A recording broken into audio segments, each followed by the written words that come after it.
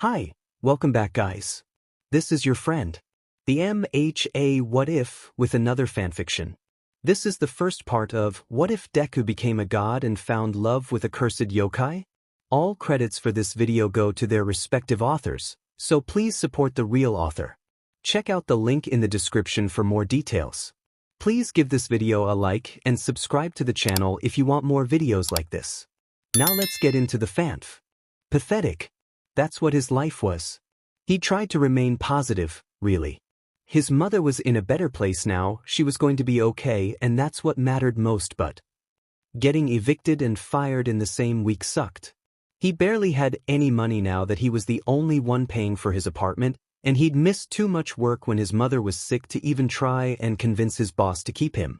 So now he was homeless, jobless, really the most alone he'd ever been, and for someone normally so positive he really couldn't help feeling so. But it had certainly never been easy for Izuku Midoriya. Growing up he'd almost always been lonely.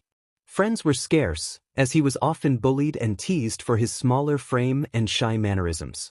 After his parents married and before he was born, his father got into gambling, which quickly grew into an addiction that cursed the Midoriya family with thousands and thousands of dollars in debt. Then after losing a particularly huge bet, Hisashi Midoriya up and vanished, leaving that debt for Izuku and his mother to deal with on their own. Izuku did what he could to help out, despite being so young. He did odd jobs for his neighbors, yard work for the elderly, and walked dogs for busy pet owners. But it still wasn't enough to keep his mother from working herself to the bone day after day for his entire childhood. As soon as he was old enough to get a real job he did, and so his own high school life was spent focused on his studies and working, leaving himself with little to no time for hobbies or potential friends. And then Inko Midoriya grew sick. Over the years she'd gained weight as her health dramatically declined from overworking herself. It wasn't until she had to be hospitalized that Izuku finally put his foot down and demanded that she rest. Otherwise, she was going to end up working herself to death. Izuku wasn't the only one who felt this way. Inko's older sister called the day after she'd returned from the hospital. She offered for Inko to live with her, explained that she had a spare bedroom and she could help nurse the woman back to health. Then eventually, she'd help Inko find a less stressful job in her countryside town. The only problem was, Izuku couldn't come. On the phone, his aunt claimed it was because she wouldn't have room for the both of them in her tiny home. "Sorry, hun," her slightly accented voice had sighed. "It's gonna be crowded with your mum here enough already, there's just no room for a growing boy like yourself. Plus, ain't you old enough to be on your own now anyways? You'll be fine." He wasn't fine. It took less than 2 weeks for him to lose his job and get kicked out of the apartment he'd spent his entire life in. So now, he sat under a street light on a cold bench with a duffel bag full of his clothing beside him and a backpack of his few important belongings rested on his back. The park he sat in was mostly vacant as it was late in the night. Frogs croaked from the bushes, a soft breeze whistling through the air. He leaned forward, running his hands nervously through his dark green, unruly hair. "Stupid dad leaving us with debt, stupid mom not taking care of herself, stupid me not taking care of her, stupid aunt for taking her from me." Izuku's voice softened as his shoulders slumped. "I don't mean that, I just really miss her." It was late and getting a little chilly. Izuku turned to the duffel bag, unzipped it and searched for something to keep him warmer. He pulled out a teal hoodie and put it on quickly, huffing out in frustration as he felt his eyes water. The tears came hot and fast down his freckled cheeks, unstoppable as he held his hands in tight fists and tried to swallow down the sobs in his throat. Where was a lonely, emotional loser like him with nothing but his simple belongings and maybe some spare change going to find a new home? He didn't want to be homeless. He was still practically a kid. Izuku heard a distressed voice call out, "Someone! Someone help me!" Looking up, he saw a patch of trees relatively close by. At the base of one particular tree, a little terrier was barking, jumping at the tree's trunk and wagging its short tail in excitement. Up in the tree's branches, Izuku was shocked to find a beautiful woman, clutching the tree as if her life depended on it. He grabbed his bag off of the park bench and rushed over to help her. "Young man," she wailed, noticing him approach, "please get that dog away from me." The dog noticed Izuku as well, and without having to coax it, It turned and ran to him eagerly. He knelt down beside the dog, gave it a good scratch behind the ear, and then shoo-ed it away. From the tree, the pretty woman let out a sigh of relief and then gracefully dropped from the branches, landing on the ground with a soft click of her boots. She dusted herself off of any dirt, and then came forward to put a hand on Izuku's shoulder. "Thank you so much for saving me," she smiled warmly, then after dropping her hand added, "I'm not much of a fan of dogs." He chuckled, scratching the back of his head bashfully, "I didn't do much." At Izuku's embarrassment, she laughed lightly, her voice sweet and lovely. Her hair was long and a shimmery black, tied up in a high ponytail that fanned out wide and dramatically. She wore a red coat, long white skirt, and expensive-looking leather boots. There was a sense of importance about her, the way she held herself with confidence and grace. Though dark, her eyes were incredibly inviting and warm, her long eyelashes fluttering every time she blinked. She couldn't have been older than 25, her face soft and youthful. "I've been gone for quite some time," she explained to Izuku as they returned to the bench she was sitting at earlier. "Are you also from around here?" "Yes." He nodded but looked at his hands with a sad, polite smile, "though I guess I don't have a place to call home sweet home." The woman tilted her head curiously, voice full of polite concern. "What do you mean?" Her eyes slowly grew wider and wider as Izuku dumped his story onto her, giving her full details as he rambled on. She listened intently, nodding at appropriate times and making little sad hums when Izuku explained why he now found himself homeless. After running his mouth for almost 10 minutes, Izuku gasped in horror. "Oh my God! I got carried away!" He yelped, leaning away from the woman. "You probably didn't want to hear any of that. I'm so sorry." She giggled, hiding her mouth behind her delicate, pointed hand. No, it's all right." They sat together in silence for a moment, before she asked, "You must hate your parents for leaving you, right?" Izuku considered the question, but shook his head. "No. I hated my dad at first, mostly because of how much he hurt Mom. But I've found that I feel a lot lighter and happier when I just forget about him. So I don't hate him, I just feel indifferent to him now." "And your mother?" Another sigh escaped Izuku's mouth. He sat up straight, looking up at the stars that twinkled above their heads. Without his consent, the moisture returned to his eyes. "I could never hate my mother," he said, wiping the tears with his sleeve before they could fall down his face. "I love her, but I can't help feeling hurt that she left me so quickly. But that's selfish of me, right? She works so hard and deserves a break, deserves a much more peaceful life. It's like Auntie said, I'm an adult and should be able to take care of myself." "I'm sure it hurt her dearly to have to leave you," the woman said kindly, handing Izuku a clean tissue. "I have to shamefully admit that I too abandoned someone who really cares for me." Izuku blew his nose quickly, and then the woman added with a dry laugh, "Shuto is bound to turn me to ice as soon as I show my face around." "Ice?" She nodded. "He's very, but a very good person. And I'm sure I've hurt him greatly by leaving him at our home on his own." "Well, I'm glad that you at least have a home to return to." "I wish I could say the same," Izuku muttered, but then widened his eyes at the realization that he'd worded his thoughts aloud. "That was so rude of me. Sorry, it's just been a rough week." She shook her head, then gently took one of Izuku's hands and looked him straight in the face. "Would you like to have my home?" Izuku blinked.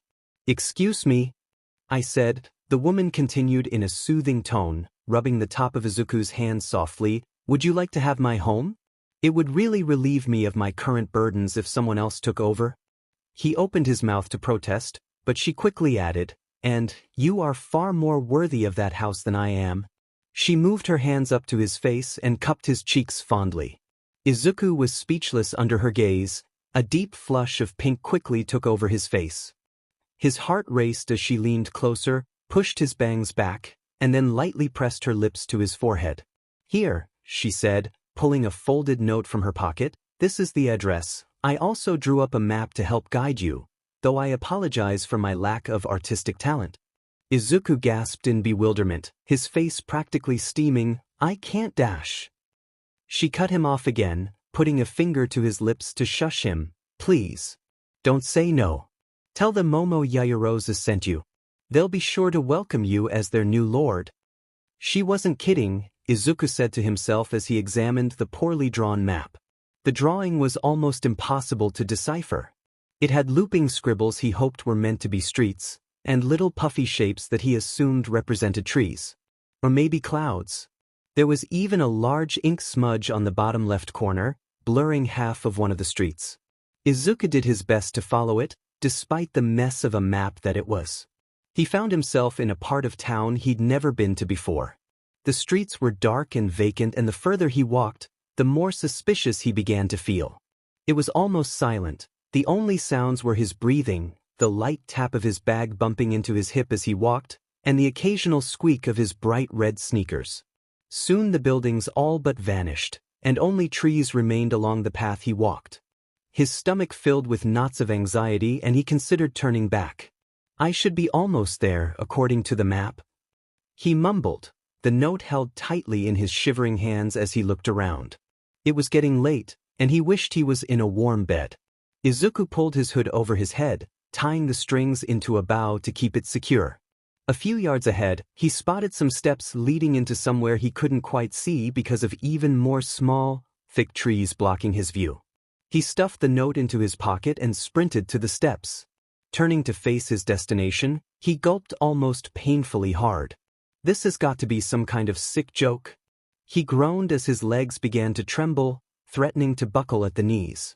In front of him stood the tall gates to an old, run-down shrine. He approached cautiously, like a timid mouse, trying to get a closer look at the shrine.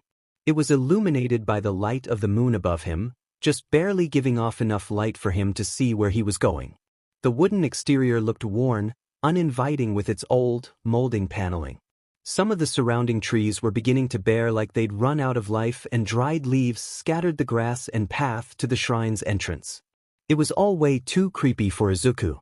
His entire body shook with aggravation, and so with a final huff he turned to leave. Until he heard a high voice ringing in the air, making him freeze in place. "Welcome home, Momo-sama." Pring. The second, more rough voice added, "Momo-sama, welcome, Karo. We've been waiting for you." Izuku took a step back and looked around, unable to figure out where the voices were coming from. A chill ran down his spine. He tried to turn and run, but the gate was suddenly blocked by a wall of. He reached out to touch it, but immediately pulled back as the freezing surface stung his fingertips. The wall rose higher and higher, tall and confining, causing the frightened young man to tremble. His face paled as the voices called out again. "Momo-sama-aya? Ghosts!" He shrieked, and rushed towards the shrine, desperate for a place to hide. The door gave a shrill creak, but obliged as he pushed against it at full speed. As soon as his feet made contact with the ground, he started sliding, his feet slipping out from underneath him and making him land hard on his back. Izuku let out a pained wince as he tried to sit up off of the cold floor. It was no wonder the ground was so slippery, when it was covered with a thin layer of ice that stretched out to the walls as well. It wasn't just the floor and walls that were cold though. Even the air was chilled, his struggling breaths coming out in little clouds of condensation. The door he'd ran in through suddenly slammed shut, causing his heart to jump out of his throat as he shrieked. A mysterious fog began to roll into the room, obscuring his vision even more as he squinted into the darkness. "So you finally returned, Momo-sama?" A mocking, irritated voice growled in the air. A pair of eyes appeared, practically glowing with rage. One was a shimmery, almost golden brown, while the other a striking turquoise. The rest of the figure was imperceptible with the fog, but Izuku had seen and heard enough to know he needed to get out now. "Not," Izuku frantically babbled, but was cut off by a loud shattering sound. From the direction of the glowing eyes came a dangerous wave of ice that dashed over the floor and clung to Izuku's feet, trapping him in place. His ankles ached as he tried to pull away, quickly losing his balance. He landed back on the ice, but first, with no success at escape, he realized with ever-growing dread that he was trapped. "Please," he whimpered, voice almost inaudible. "Where have you been the last 20 years? The voice was closer now, and the room grew even colder. Izuku shut his eyes, readying himself for whatever finishing blow was going to kill him.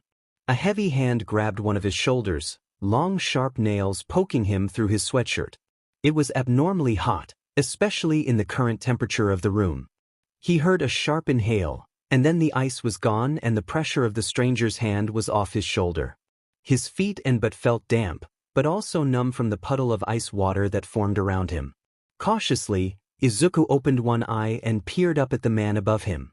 The face looking down at him was very controlled, almost blank, but Izuku could see there was shock underneath that layer of coldness in the way his eyes widened. He blinked at Izuku curiously. "You're not Momo?" "I'm not." Izuku's confusion only grew as he tried to register what was on top of the person's head. Were those fox ears? Before he could keep looking at the strange man in front of him, he was distracted by two small, human-like creatures who suddenly appeared on each of Izuku's sides. One of them wore a baby pink kimono with golden shimmering stars patterned across the fabric. Wrapped around her was a navy blue obi belt that matched the Zori sandals on her feet. Her hair was chestnut brown, short, and framed her round, rosy cheeks. She had large brown eyes and long, wispy eyelashes that made her appear doll-like. She looked over Izuku with wide, wondering eyes, clinging to the sleeve of his damp hoodie. How can this be? The other creature was slightly less human-like. She had long, dark green hair that reminded Izuku of the color of his mother's hair.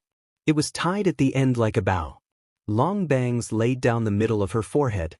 Something about her was oddly amphibious, the way her body hunched forward and the way her long, thin pink tongue stuck out from her mouth. Her hands were incredibly large in proportion to the rest of her body, as well as her eyes that took up most of her face with their long bottom lashes. Like the other girl, she too wore a kimono, but hers was a pale green fabric, patterned with golden flowers and branches. Her obi was a dark teal, and her zori were light yellow. Her voice was the rough one Izuku had heard earlier.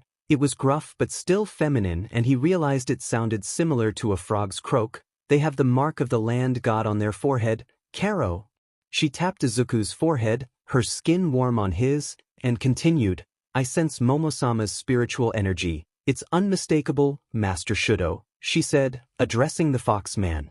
"Well, he's not Momo," the fox man repeated simply, and then he looked Izuku in the eyes. "And so who are you exactly?" So he was Shudo. To say he was overwhelmed was a bit of an understatement. Izuku opened and closed his mouth like a stupid fish, trying to comprehend everything that was going on. He thought back to meeting Momo in the park earlier, and remembered how she had kissed his forehead. "She kissed me," he practically screamed. The frog girl nodded her head like everything made sense, and the short-haired one giggled. This was so confusing. Izuku's head was starting to ache and he just wanted to lay down, close his eyes, go back to sleep. Maybe this was all a dream? The man, apparently Shudo, knelt on one knee to be eye level with Izuku. His eyes narrowed as he stared, and Izuku suddenly felt like he was being judged by a critical eye. Izuku found it near impossible to keep eye contact with Shudo for more than a few seconds. His heart was racing and he felt incredibly nervous and small. If he was being honest with himself, the guy was gorgeous. His straight hair was cut at his jawline, and was two tones split down the middle of his head. The left side was a deep red, like the color of a rose, and the right side was a pure white. His pointy fox ears on his head were also different colors, matching their appropriate side of hair. Over his turquoise eye on the left side, he had what looked like old scarring, but it didn't take away any of the attraction that this man clearly possessed. His jaw was sharp, his face pointed and fierce. The way his eyes were shaped was also sharp, bottom lashes lined in red, and despite the coldness behind them there was a heat that made Izuku feel like he was burning under his gaze. Shudo was dressed in traditional clothing like the girls, a low-cut white yuka with a black haori over it. He was barefoot, and his fingers were long and almost claw-like.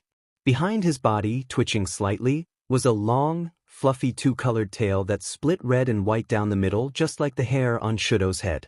Yokai, Izuku realized. "I'm surrounded by yokai." The fox yokai reached a hand out and grabbed Izuku roughly by the chin. Another squeak escaped from his mouth, and he felt himself blushing harder under Shudo's intense, scrutinizing gaze. His right hand was cold on Izuku's face, but his skin was incredibly soft. Shudo's expression was unreadable, lacking of emotion, making Izuku feel even more uneasy. Shudo let go of Izuku after a moment and stood up, stepping back a little. Momo kissed you. And what else?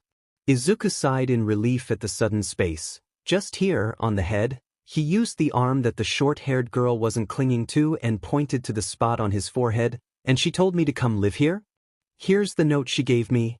Excusing himself from the girl's hold, he reached into his pocket and pulled out the folded map that Momo had given him earlier. He handed it over to Shudo's expectant hand. Both girls left Izuku's side to look over Shudo's shoulder and read the note with him. Izuku took this chance to stand up again so he didn't feel so small and awkward on the floor. He tried to ignore the dampness in his jeans. The short-haired one spoke first. That's definitely Momo's beautiful penmanship. And horrible drawing, Karo, the frog girl added bluntly. Shudo looked away from the note in his hand and back to Izuku. Momo was the land god of this shrine, he explained, the irritation this time clear in his voice. So the owner of this shrine is the god of it, and now that she's made you the lord, are now a land god. And that makes us your shrine spirits, here to serve you the best we can. The short-haired one shouted gleefully, I'm Ochako. I'm Tue, the frog girl croaked with a smaller but equally friendly smile and a little wave of her large hand. Izuku gave them a polite but wobbly smile in return. I'm sorry. But there must be some kind of mistake. I can't be a god? My name is Izuku Midoriya, and I'm just a normal human. Nothing godly about me. He laughed nervously, scratching the back of his head. Shudo nodded his head at that. He's right. He's much too plain and weak to be a god. I doubt he'd be able to do much around here besides maybe count the money offerings and weed the gardens. His tone wasn't menacing, it was rather monotone. But Izuku still felt a little insulted, especially as Shudo continued, I can't accept anyone like him as the land god. I'm tired, I'm going back to sleep. Well, wait. Izuku stuttered, while the girls shouted out, Master Shudo, please wait. Don't say that. The fox yokai was already turned around, ready to leave, but Ochako yelled out, It's our duty to happily welcome Izuku-sama.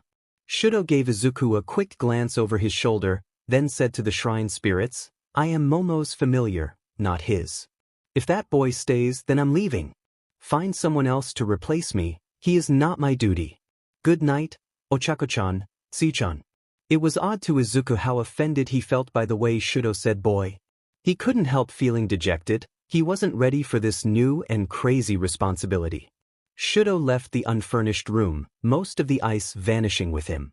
Dew trickled down the walls, while the floor shimmered from the frosty coating. The two girls moved to stand beside Izuku, looking up at him with concerned expressions on their sweet faces.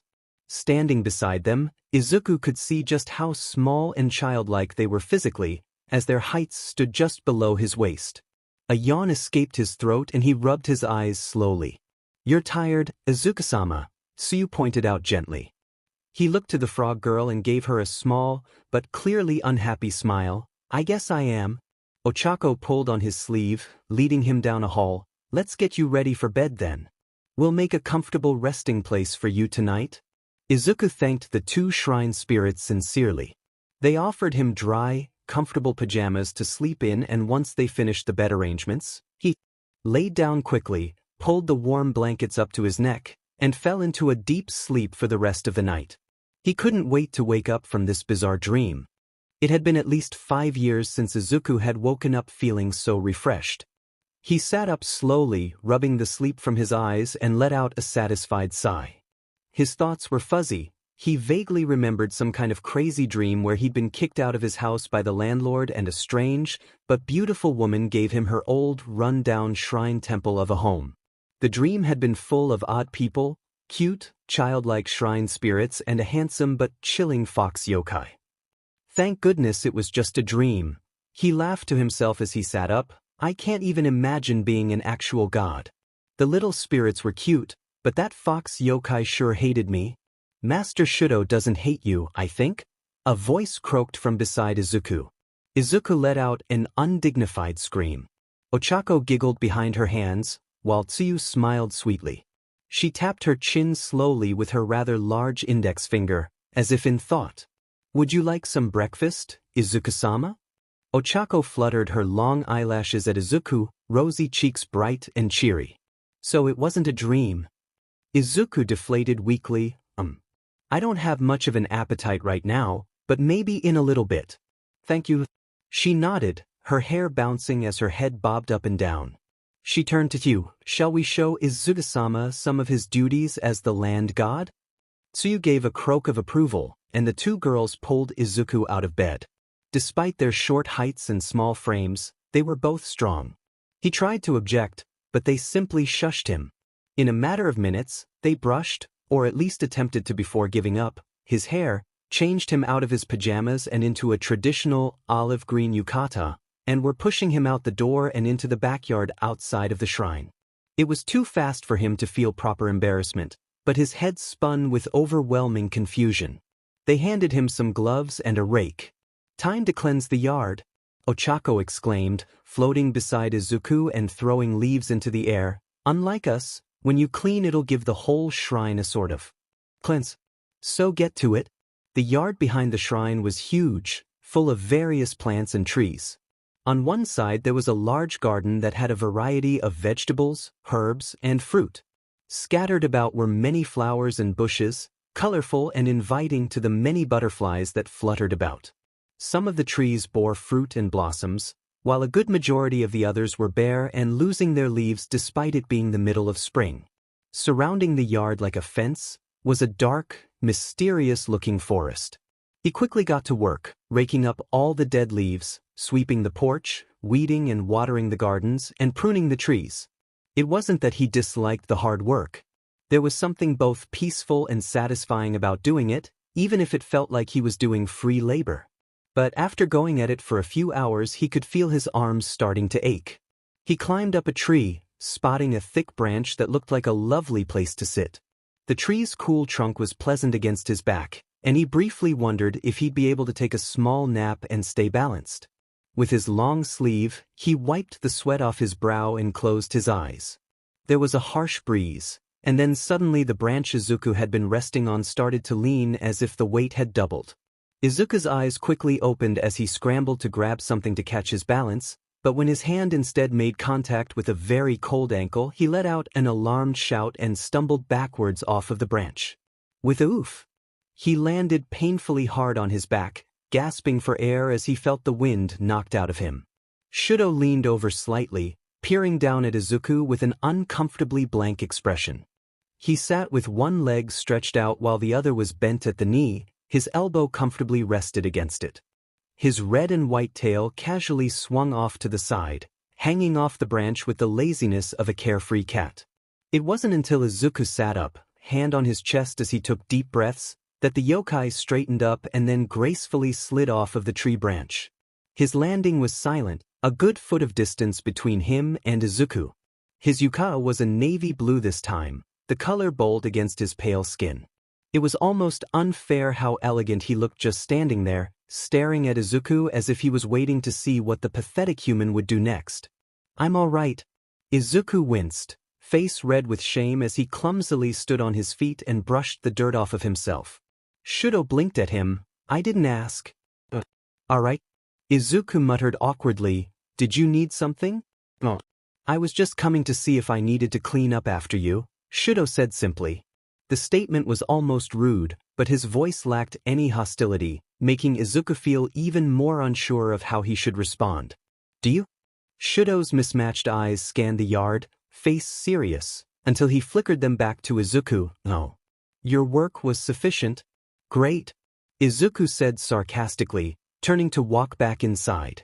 He was incredibly uncomfortable and self-conscious in front of Shudo, his fight-or-flight instinct greatly leaning towards the latter. You're weak, the yokai spoke up, stopping Izuku in his tracks. Do you really think you can take over the role of a god? Izuku looked to the ground, a dejected sigh escaping his throat. He was barely considered an adult, and based off his height and small frame people assumed he was younger than he was. If he was being honest with himself, he wasn't particularly good at anything impressive, he wasn't the strongest, and he definitely possessed no special magical abilities or powers like a real god would. But still, there was one thing Izuku always took pride in. And that was his determination. He never quit trying to do his best, no matter the situation. What other option did he have, anyways? He didn't have anywhere else to go, he needed some place to live, and so he was going to try his best to be considered worthy to the other inhabitants of his new home, whatever that might mean. I might not be good enough now, Izuku said, his voice shaking but earnest, but I'm going to work hard and do my best, and I'll prove to you and anyone else who doubts me that I'm capable of doing anything. He turned back slightly, looking up at Shudo's face. It was still stoic, but his eyes were widened a fraction more as if he hadn't been expecting Izuku's response. I'll be going inside now. Unspilled tears began to rim his eyes and he cursed them under his breath. Not now, be strong. He could feel himself practically marching as he headed to the back porch, hands balled into fists as he bit his lip in frustration. Ochako rushed to his side as soon as he entered the shrine. Is everything all right, Izuku-sama? You look like you're about to cry. Tsuyu offered him a clean handkerchief, which he accepted and used to dab at his moist eyes. Thanks. I'm all right, don't mind me.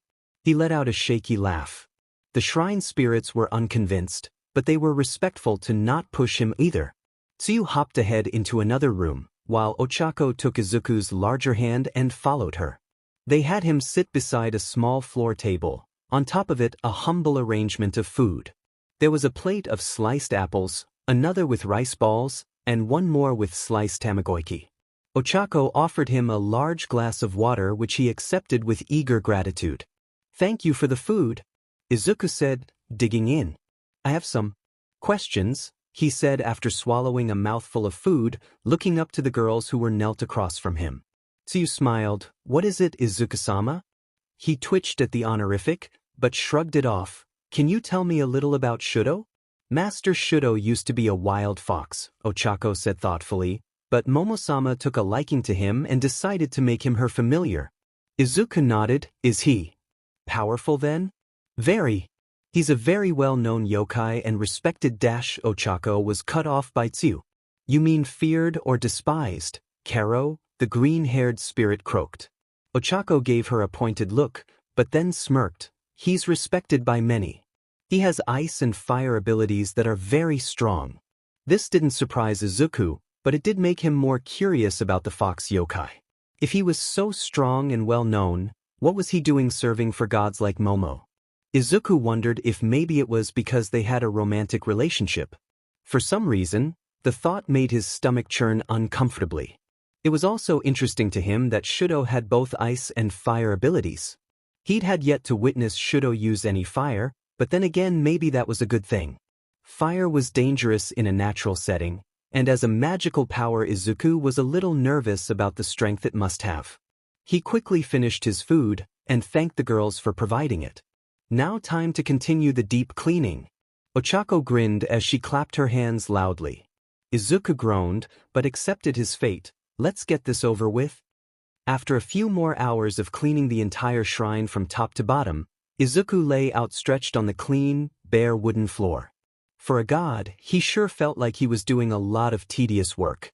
He had considered asking Ochako and Tsuyu for their help, but he assumed that if they wanted to help him out they would have already offered. Or maybe even had done the work before he became a god. Even so, they looked happy and content to be doing their own thing.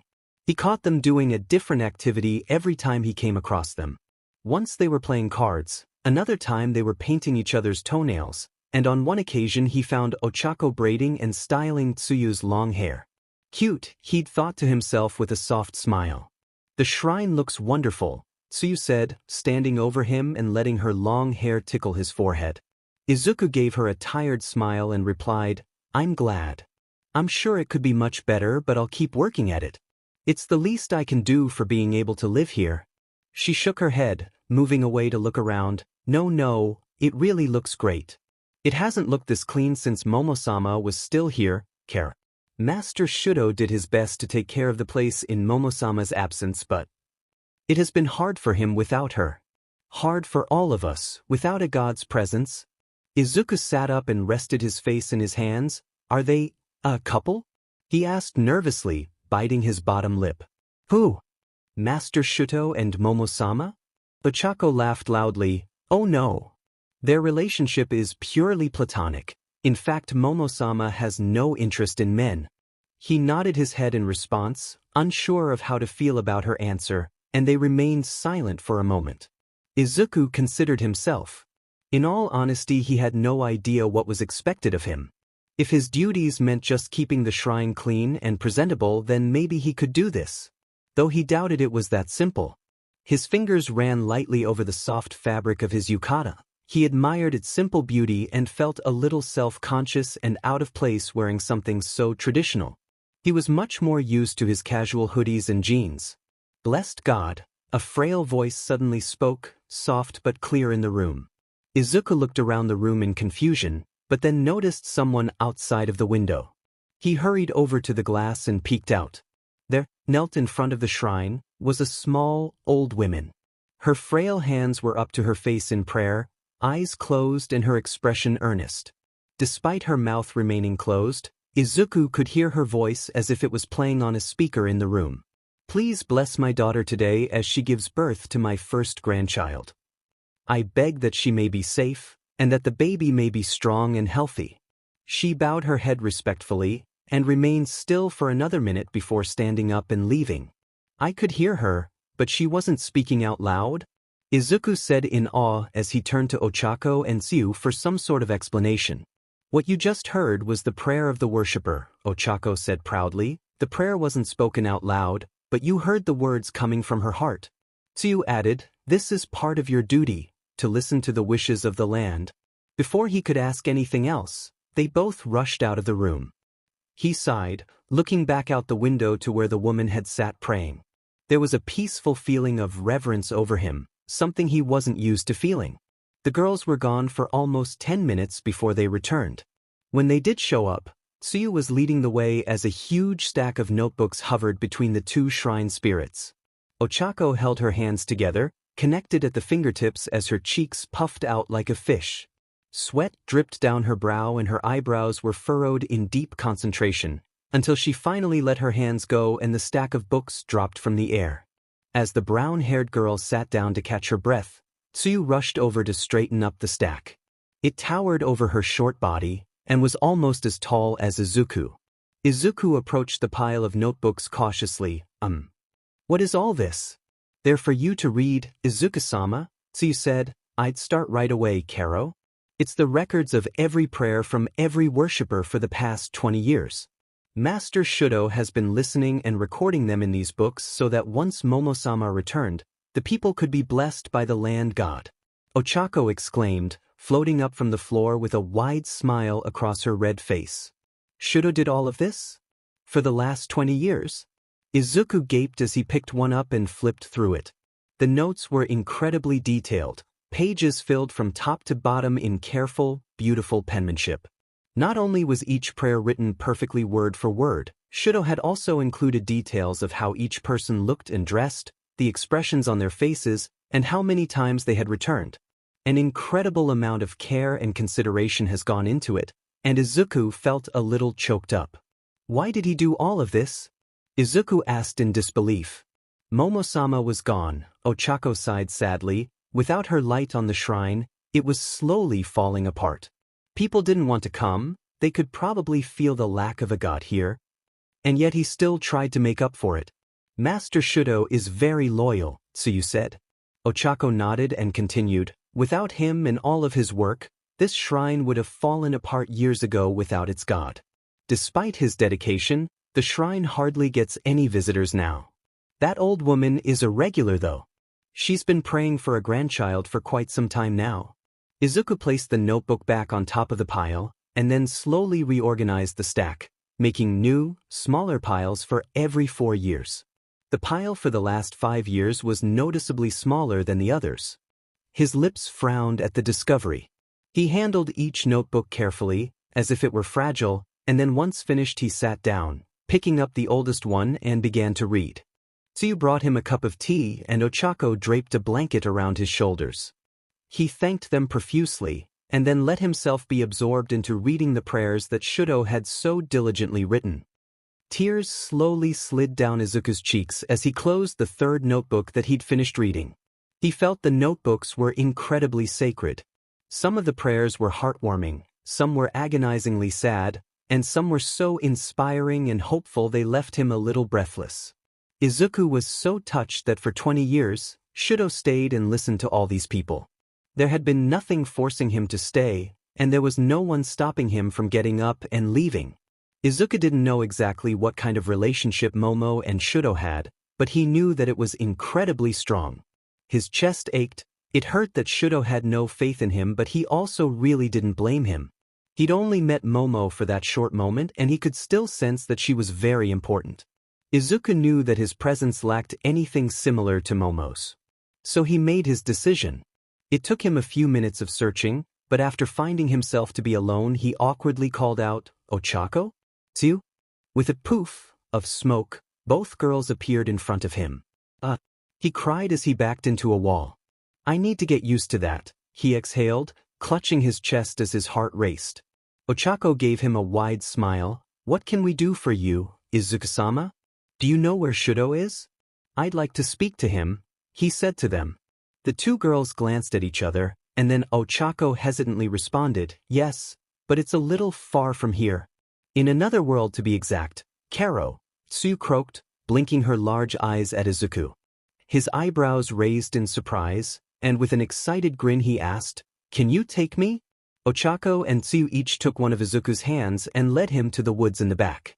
They explained to him that they were able to travel world to world at ease, but it's something he wouldn't be able to do intentionally anytime soon because he was just a human. He tried his best to not take that as an insult. Tsu explained to him that where they were going was the world over yonder. In the shadows of grassy fields and wells, all the dark places in our world serve as entrances, she said as they walked along a dark path that to Izuku didn't seem spiritual or out of the ordinary.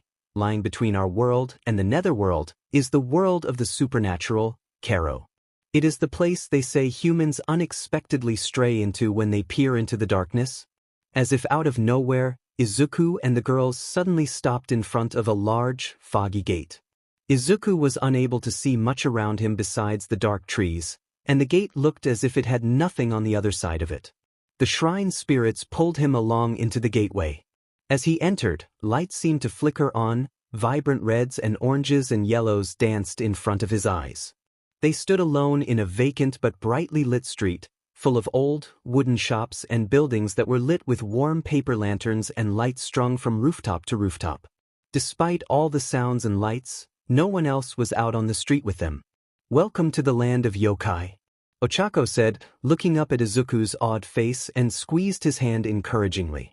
The two shrine spirits went ahead of Izuku, Ochako floating about happily while Tsu hopped forward on all fours in long, large leaps. He was fascinated with the buildings. Everything was so traditional and handcrafted, with its own kind of historical beauty. Every so often he'd see a face or figure watching him from a shop window, but when he'd make eye contact they'd quickly disappear. It left him confused but unafraid. They didn't seem threatening at all, and the girls seemed unconcerned. "Master Shudo," Ochako cupped her hands around her mouth and called out loudly. She continued to yell as they hurried down the streets, occasionally taking random turns down alleyways and walking down new, but identical streets. Izuku felt a little scatterbrained and lost, but continued to follow the shrine spirits closely. Every time she called out, he flinched slightly at the intrusive volume of her shouting. "I sense that he's this way, Karo," Tsu said, grabbing Izuku's sleeve and pulling him down yet another alley. Ochako followed behind Izuku, making light humming noises in agreement. "He's this way, I can sense him too."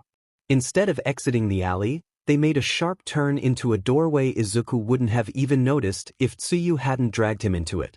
They walked down a warm hallway, lit by dark red lights glowing along the walls. Its intensity strained Izuku's eyes so much so that he had to squint and look towards the floor. "Master Shudo," Ochako called out again. This time, a strained voice yelled back, "It'd be much appreciated if you stopped causing such a racket, Ochako-chan." Behind him, Ochako sighed, "I know where we are." Ugh, don't tell me he's training again. Training? Izuku questioned, as he followed Tsuyu into a more naturally lit room. His jaw dropped, and Tsuyu bounced up to tap it closed using her hand with a huff of laughter. They stood in what appeared to be a training dojo. Around the room, ice sculptures stood tall and sturdy. Some were melting more than others, while some were missing limbs or looked like they'd been aggressively attacked and chipped away at. Shudo stood off to the side, stretching his arms over his head. Izuku gulped, unable to stop the blush that crept up his face.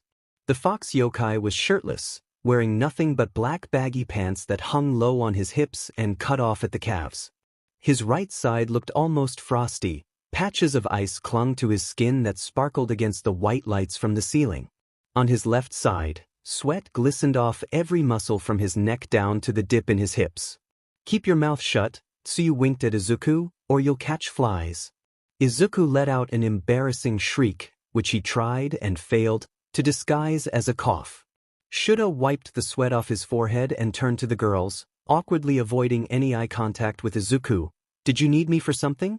"I told you I have no interest in being his familiar." Ochako levitated herself eye level to him, hands on her hips and voice stern. "Master Shudo, you know better than to overexert yourself like this. You're covered in ice. Are you trying to make yourself sick?"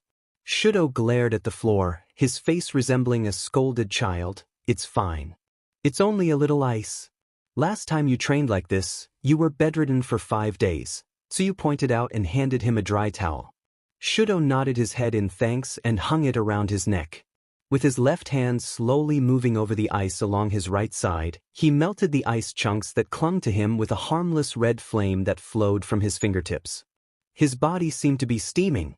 Izuku looked back over his shoulder shyly, eyes wide with fascination, his blush still remaining in the form of pink dusting over his freckles.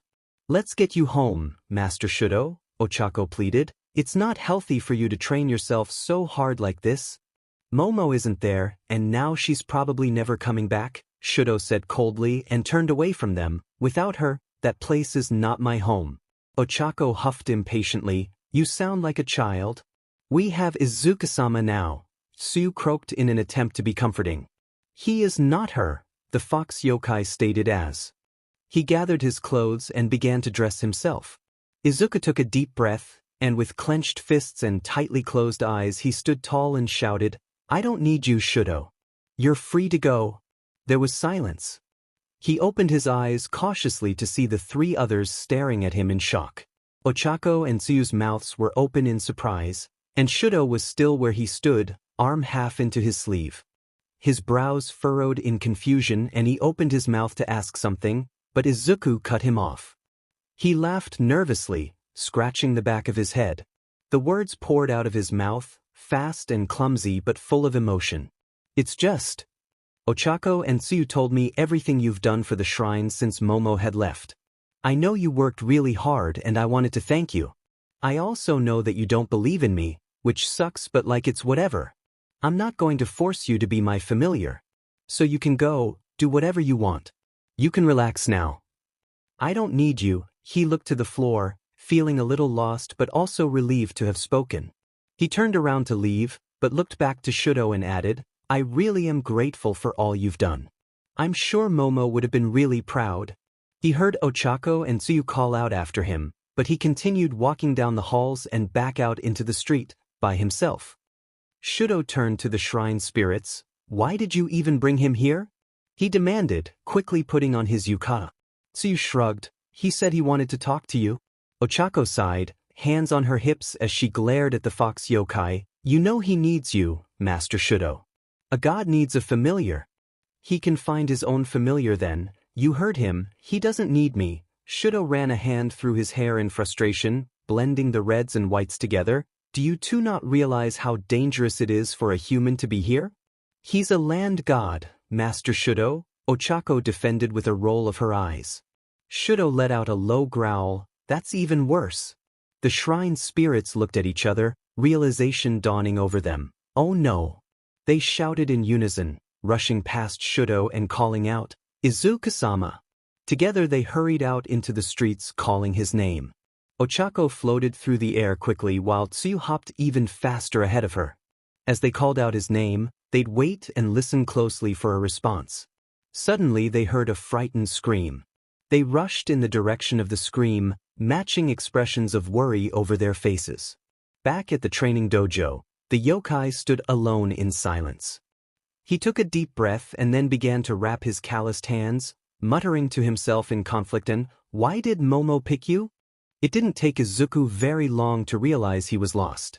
"Everything looks the same," he muttered to himself, green eyes looking around to try and recognize anything that could tell him if he was walking the right way or not.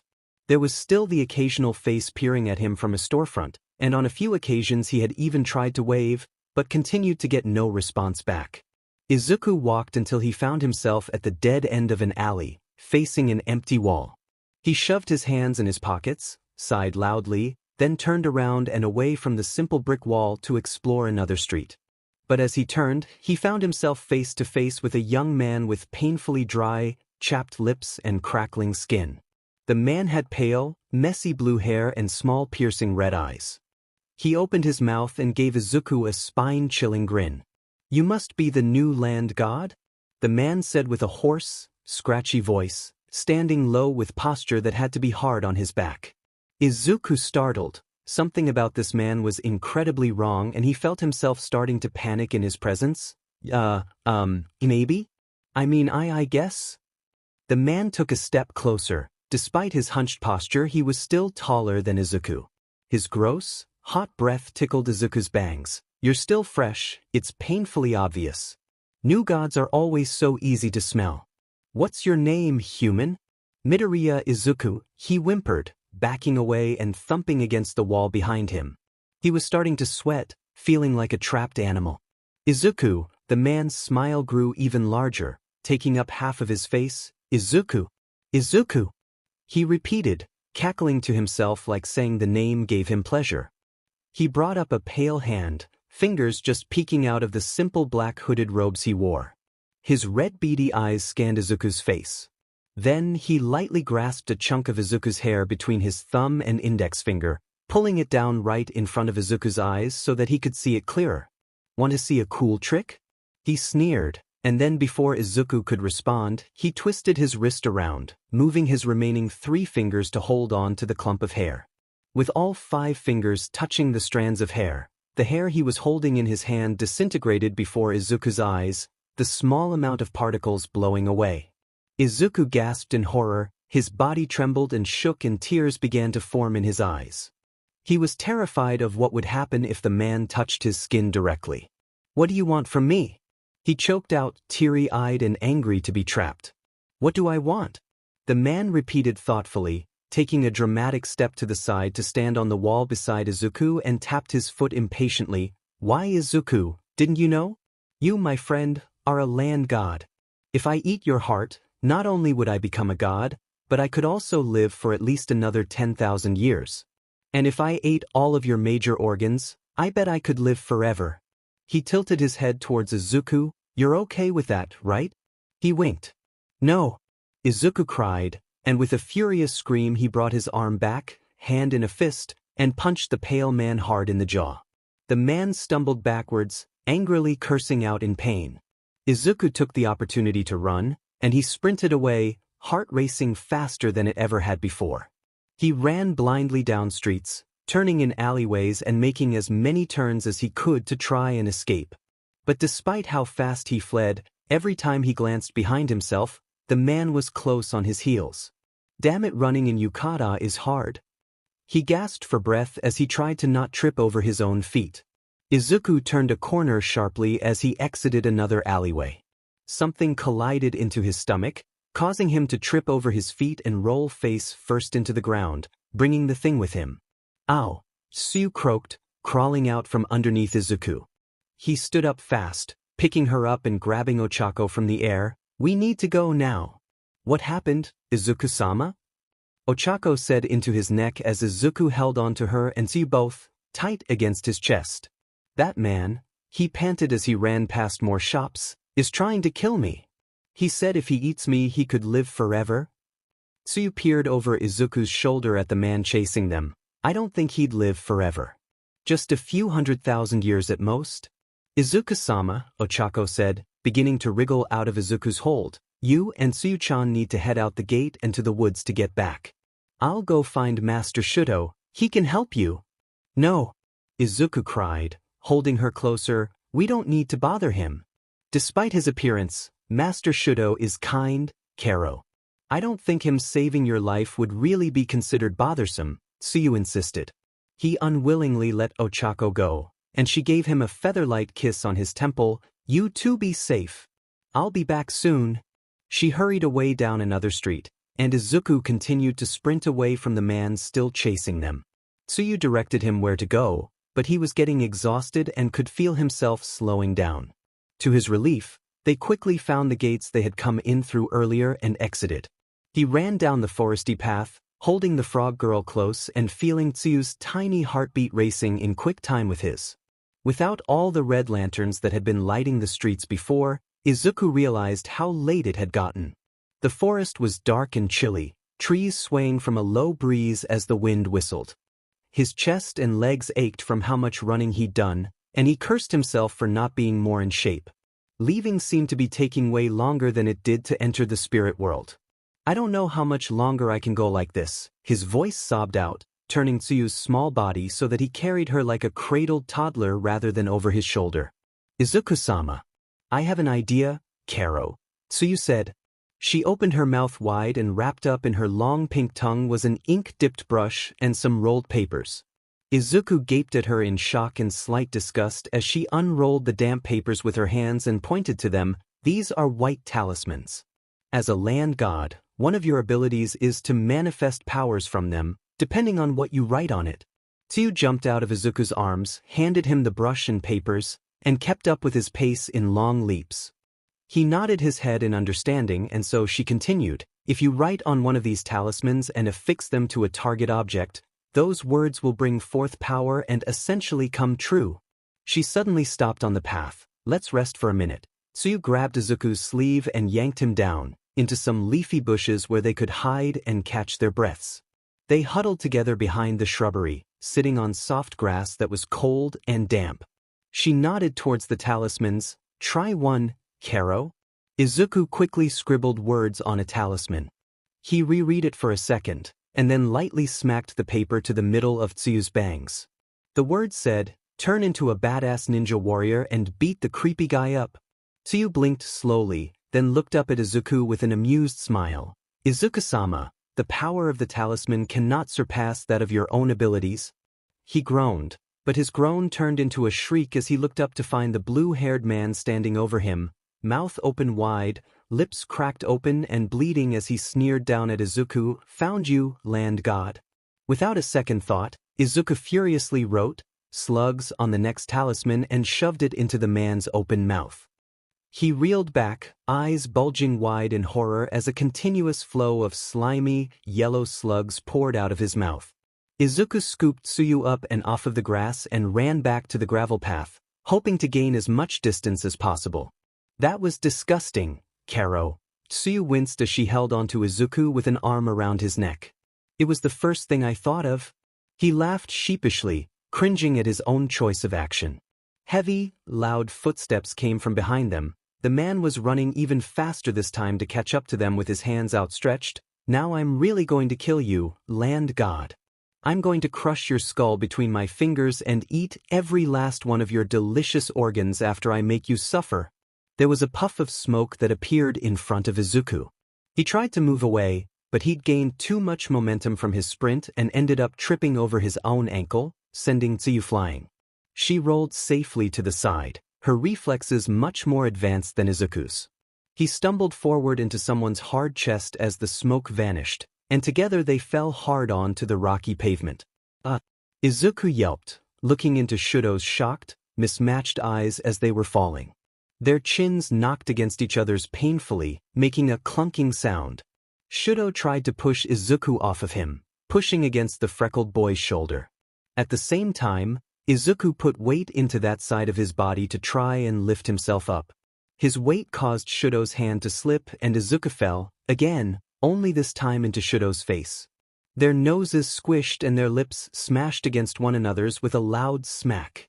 Shit, Shudo cursed as his body began to glow a faint white beneath Izuku. Izuku leaped off of him, screeching incoherent apologies as his whole body seemed to blush bright red.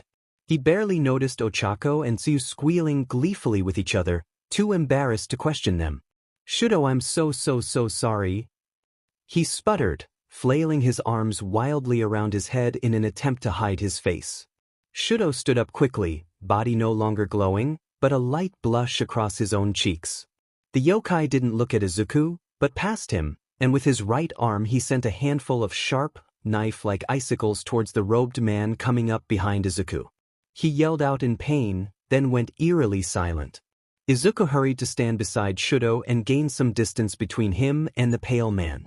They waited and watched as he brought a shaky hand to the icicles that stuck into his shoulder and disintegrated them. Rather than melting, they just seemed to vanish. He let out an insane laugh and smiled up at the four of them, ignoring the blood that dripped down from the open wound in his shoulder. I'm not afraid of some silly ice, Todoroki Shudo. The man grinned slyly. Are you trying to hog the human all to yourself? I just want a little taste. This is getting irritating, Shudo sighed, tilting his head to the right to stretch his neck. He sent a wave of ice to the man. It ripped along the floor and then up the enemy's body, encasing him frozen solid and stuck to the ground from the neck down. The man tried to move his arms but had no luck. His fingertips were left unfrozen, as Shudo had been careful to not let any of the man's fingers touch the ice. He approached the shivering man. With an ugly sneer, he said to Shudo, "As cold as the rumors say, I see. Is it true that you're also too weak and afraid to use your father's flames?" Izuku looked at Shudo with curiosity. Father's flames? His breath hitched in fear when he saw Shudo's face. It had darkened incredibly, his teeth back and snarling and eyes stared menacingly at the man. The fur on his fox ears and tail seemed to puff out, like an angry cat. Shudo's left arm went up, a small flame melting the ice on the man's right arm. He grabbed the man's wrist roughly, his long nails digging hard into his arm. The man winced, still smiling crazily despite the clear panic and fear behind his eyes. No, please don't. He begged, laughing hysterically like someone would while being tickled, as Shudo pulled the man's hand up to his chalky white, crackling face. Shudo smirked dangerously, "Go to hell, Shigaraki," and forced the man's own hand against his cheek. There was a blood-curdling scream, and then silence as Shigaraki's entire body turned into dust and vanished. Shudo's ice crumbled onto itself in a wet pile on the floor. Behind Izuku, the shrine spirits let out sighs of relief. Izuku himself stood frozen in place, body quivering in fear and adrenaline. He glanced hesitantly up at Shudo. The fox yokai gazed back. His face had softened considerably compared to before and his eyes looked at him with what Izuku guessed may have been concern. "Are you all right?" he asked, warmer than Izuku had ever heard him speak before. Izuku didn't trust his voice, so he slowly nodded. His shoulders sunk and he let out a breath he'd been holding for much too long. Ochako and Tsuyu came up behind him. Ochako, whom was floating, gently gripped his arm while Tsuyu grabbed the bottom of his yukata and patted his leg comfortingly. "We're glad you're safe, Izuku-sama," Ochako smiled sweetly at him. He rubbed his eyes quickly and sniffled. Yeah, me too. Shudo?" Izuku called out shyly. The yokai hummed in response, looking off to the side and into the trees. Izuku licked his lips and then said earnestly, "Thank you. For saving my life." Shudo approached the three of them, face relaxed and hands resting along his sides casually. He scanned Izuku and their eyes met for a moment before he turned his head to look down at Tsuyu. "Let's get him back home." Izuku couldn't stop the excited smile that spread across his face. "You're coming back with us?" With a small huff of laughter, Shudo replied while walking past them, "Of course. I am your familiar, Izuku-sama." "Wait, what?" Izuku looked from Shudo to the shrine spirits for an explanation, but they just giggled at him shamelessly. "You sealed the contract between a god and familiar, Karo," Tsuyu replied. Ochako winked at the confused boy. "When you kissed?" Izuku paled, dread washing over him. He clutched the fabric at his chest and spun toward Shudo, whose back was to him, But it was an accident. You don't even want to be my familiar. I didn't mean to kiss you, he pointed out hastily. The fox yokai kept walking, but turned his head to respond to Izuku. Let's just give it a shot and see what happens. Now come on, let's get you home, land god. Only the side of his face was visible, but Izuku noticed the crinkle of his turquoise eye and the way his lips turned up just slightly.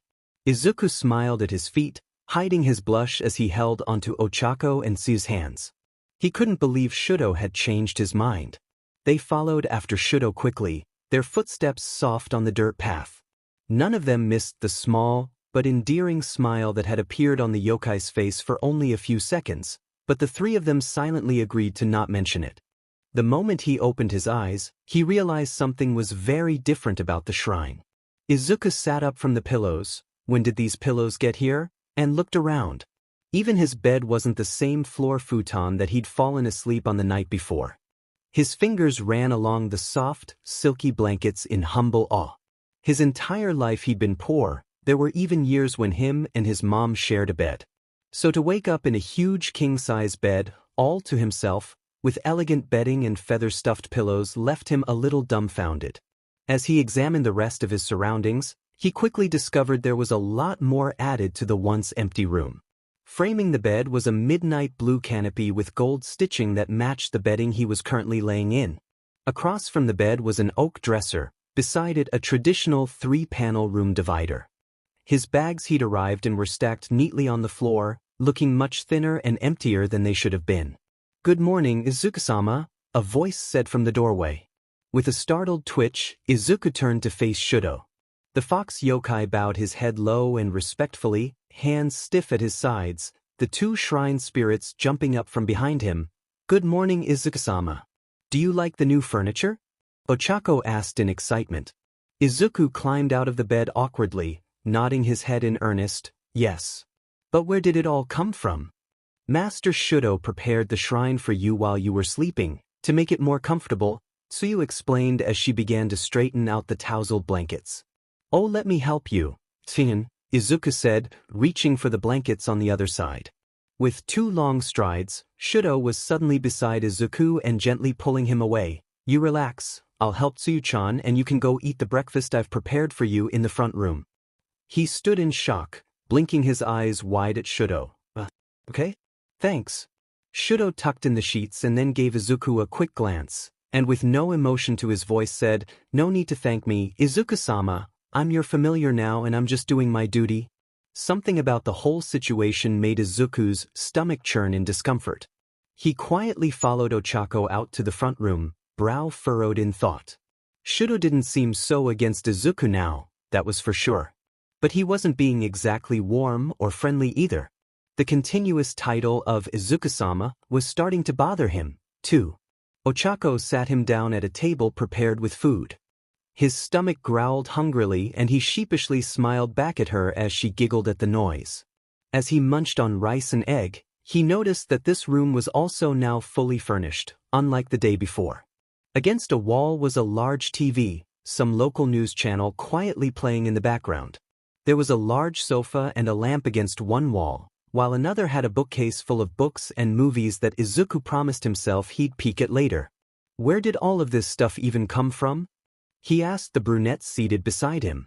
Master Shudo got it, though he didn't say from where. "It's not as traditional as we had it when Momo-sama was the land god, but hopefully this more modern furnishing is suitable to your needs, Izuku-sama." "It's fine. Much nicer than what I had before," he insisted. She seemed pleased by his approval and then put some more food on his plate. "Is something troubling you, Izuku-sama?" Ochako asked after watching him eat in silence for a few minutes, doll eyes blinking at him curiously. He sat his fork down and turned to her. She sat on his right side, hands in her lap and her face kind. Her rosy cheeks smiled at him reassuringly and she nodded her head for him to answer the question. "I don't want to sound ungrateful," he started. He looked up to see Tsuyu walk in curiously, Shudo behind her. His face was still straight and unreadable, but Izuku found himself feeling less bothered by it. Izuku looked down at his lap. "Is it possible that everyone could just call me Izuku? Drop the sama?" Ochako tilted her head in confusion. But why? He sighed, twiddling his fingers nervously. It just makes me feel a little weird. I dunno, like you guys put me above you or something and I feel bad about it. We do put you above us. You're a god, Shudo stated as he leaned back against the wall. Izuku took a deep, frustrated breath. That doesn't make me better than any of you though. Can we try it out? Please? The three shared a quick glance, and Shudo nodded his head. Ochako wiggled in her seat beside Izuku, puffing her cheeks out dramatically. Oh, Izuku. She held her breath, face turning pink. It may take us some time to get used to, Karo, Tsuyu admitted, but we want to do whatever makes you most comfortable, Izuku. She dragged out his name, stopping awkwardly as she held back from adding the honorific. Izuku smiled warmly at them. Thank you. What are you doing? With a timid shriek, Izuku fell on his butt and dropped the stack of books he'd been balancing in each hand and on his head as he was doing squats. Shudo knelt down beside the blushing boy to help him pick up the heavy books, then reached for the side table to grab the half-empty glass of water and hand it to Izuku. Izuku nodded his head in thanks and gulped down the refreshing drink. After letting him catch his breath, and they'd picked up all the books, Shudo repeated, "What are you doing, Izuku? Exercise?" Izuku replied sheepishly as he moved to sit on the couch. He patted the soft cushion next to him as an invitation for Shudo to sit with him. The yokai glanced at Izuku's nicely toned arms, presented amiably by the tight black t-shirt he was wearing to exercise in. Maybe Izuku wasn't as weak as he'd thought. He sat a cushion down from him, leaving some space between them. "You're trying to get stronger?" Shudo asked with a raised eyebrow. Izuku nodded. "If being a god means I'm going to have yokai or monster creatures coming after me on a regular basis, then I need to be able to defend myself and fight back." He pumped a fist into the air. The fox yokai stared at Izuku oddly, his eyes narrowed slightly, and replied, "You don't need to be physically strong when you have me to protect you." Redness returned to Izuku's cheeks. "Thank you, I guess. I'd still feel better about myself if I was a little more fit, though." "Then I'll train you," Shudo replied with a curt nod, "but I think you should prioritize strengthening your divine powers first." Divine powers? Izuku leaned towards Shudo eagerly, scooting himself closer on the couch. His excitement was so naive and childlike. Shudo gave him a suspicious look at their closeness, but didn't move away. A god's power is called divine powers. Its strength increases with use, and so the quick and easy way for you to increase your divine power would be by listening to people's prayers and granting their wishes. Momo was known for matchmaking, and so soon I'm sure people are going to come to you expecting it. She had received many prayers of those seeking love, and she granted them, and so her divine powers of matchmaking are incredibly strong. "That makes sense." Izuku shouted, "I've been reading the amazing notebooks you filled, and I noticed a lot of them were seeking romance. This used to be a matchmaking shrine, huh?" Shudo's pulse jumped at the small compliment, but he ignored the strange sensation. "Yes," he replied, getting up from the couch. "I think it's important that we test your current abilities and see where you need to go from there." There was a poof of smoke and then in its place appeared Ochako and Tsuyu. "We want to watch, Karo." Shudo brought Izuku a clear glass of water and set it on the coffee table in front of him. "Turn this water into sake." Tsuyu handed Izuku a white talisman and brush like she'd given him the night before. Izuku neatly wrote out sake and then stuck the talisman to the side of the glass. The glass began to shimmer and glow, resulting in a "s" from the girls and an excited gasp from Izuku. After a few seconds, the glowing stopped and Ochako eagerly took the glass in both hands and took a sip. "Oh my!" She sipped it again, closing her eyes peacefully. "It's delicious." Izuku grinned proudly, but then Ochako continued, "Water. Delicious water." He groaned, sitting back and thumping his head against the couch. "How come I was able to make a bunch of slugs appear when we were running from that Shigaraki guy, but I can't even change a simple glass of water?" Tsuyu tapped her chin in thought. "Maybe because it was a life or death situation? We can threaten to kill you if you don't turn the water into sake, if that'll help." Ochako offered with a large, frighteningly devious smile. Shudo shook his head. "Let's not. He's obviously not ready. We just need to start smaller. We'll have Izuku answer the next prayer that comes and hope that it makes him a little stronger." Baby steps, I suppose? He turned and walked to the front door of the shrine. If you'll excuse me, Izuku, I have duties to attend to. He bowed his head formally, again, and then turned and left. Shudo sighed as soon as he was outside, pausing on the porch before getting to the yard work. He wanted to feel excited to be useful again, to be serving beside a god and taking care of Momo's shrine. But Izuku was so human. At this rate, Momo's shrine really would be useless. It deserved better. They all did. They waited for Shudo to slide the door all the way closed, before Izuku turned to the shrine spirits with a defeated sigh. I think I disappointed him. It's okay, Izuku sa-. Izuku, Ochako patted his hand reassuringly, we disappoint him all the time and he still likes us. I think. Izuku snorted, a small giggle that grew into a louder, more contagious laugh. Ochako grinned up at him sweetly, pleased with herself for making him laugh. Tsuyu smiled contently, her eyes closed and tongue poking out between her thin lips. They thought it was nice having a god again. Izuku was out on the sofa, snuggled up comfortably in a large blanket while he read more of the prayer notebooks. He was incredibly comfortable. The prayer notebooks always made him feel calm, and the tea Ochako had made for him earlier sat warm and happy in his belly. Across the room from him was the TV, still on and playing the news, but he ignored it. He just liked the low volume on to keep the room from feeling too silent. When he heard footsteps approaching the shrine from outside, he sat the notebook down on the coffee table and waited eagerly. He sat up straight, waiting for the voice of a stranger. He really hoped it would be a visitor coming to pray. The front door slid open and Shudo walked in, carrying a stack of envelopes. Izuku's shoulders dropped, and he held himself back from sighing out loud at the sight of the fox-eared man. No praying visitors for him to bless. He tossed an envelope into Izuku's lap. There's some mail for you. Already? He gaped, ripping open the top letter and blanched. Bills? My dad's debt followed me here too? I can't escape it. He threw the envelope on the table and pulled the blanket over his head. Wake me up in 100 years, he moaned. Shudo sat beside Izuku on the couch and looked at the letter. His body stiffened and his fox ears stood straight up. Your father owes this much? And you have to pay it? He asked, his brows furrowed deeply and face so offended that Izuku wanted to laugh, if the situation had been different. He's a real jerk, Izuku's muffled voice whined from under the blanket. I don't know how I'm going to pay off this debt. It's not like I have a paying job anymore and I would never take money from the shrine. I wouldn't let you, Shudo huffed in annoyance beside him. Just then, an ad on TV caught Izuku's attention.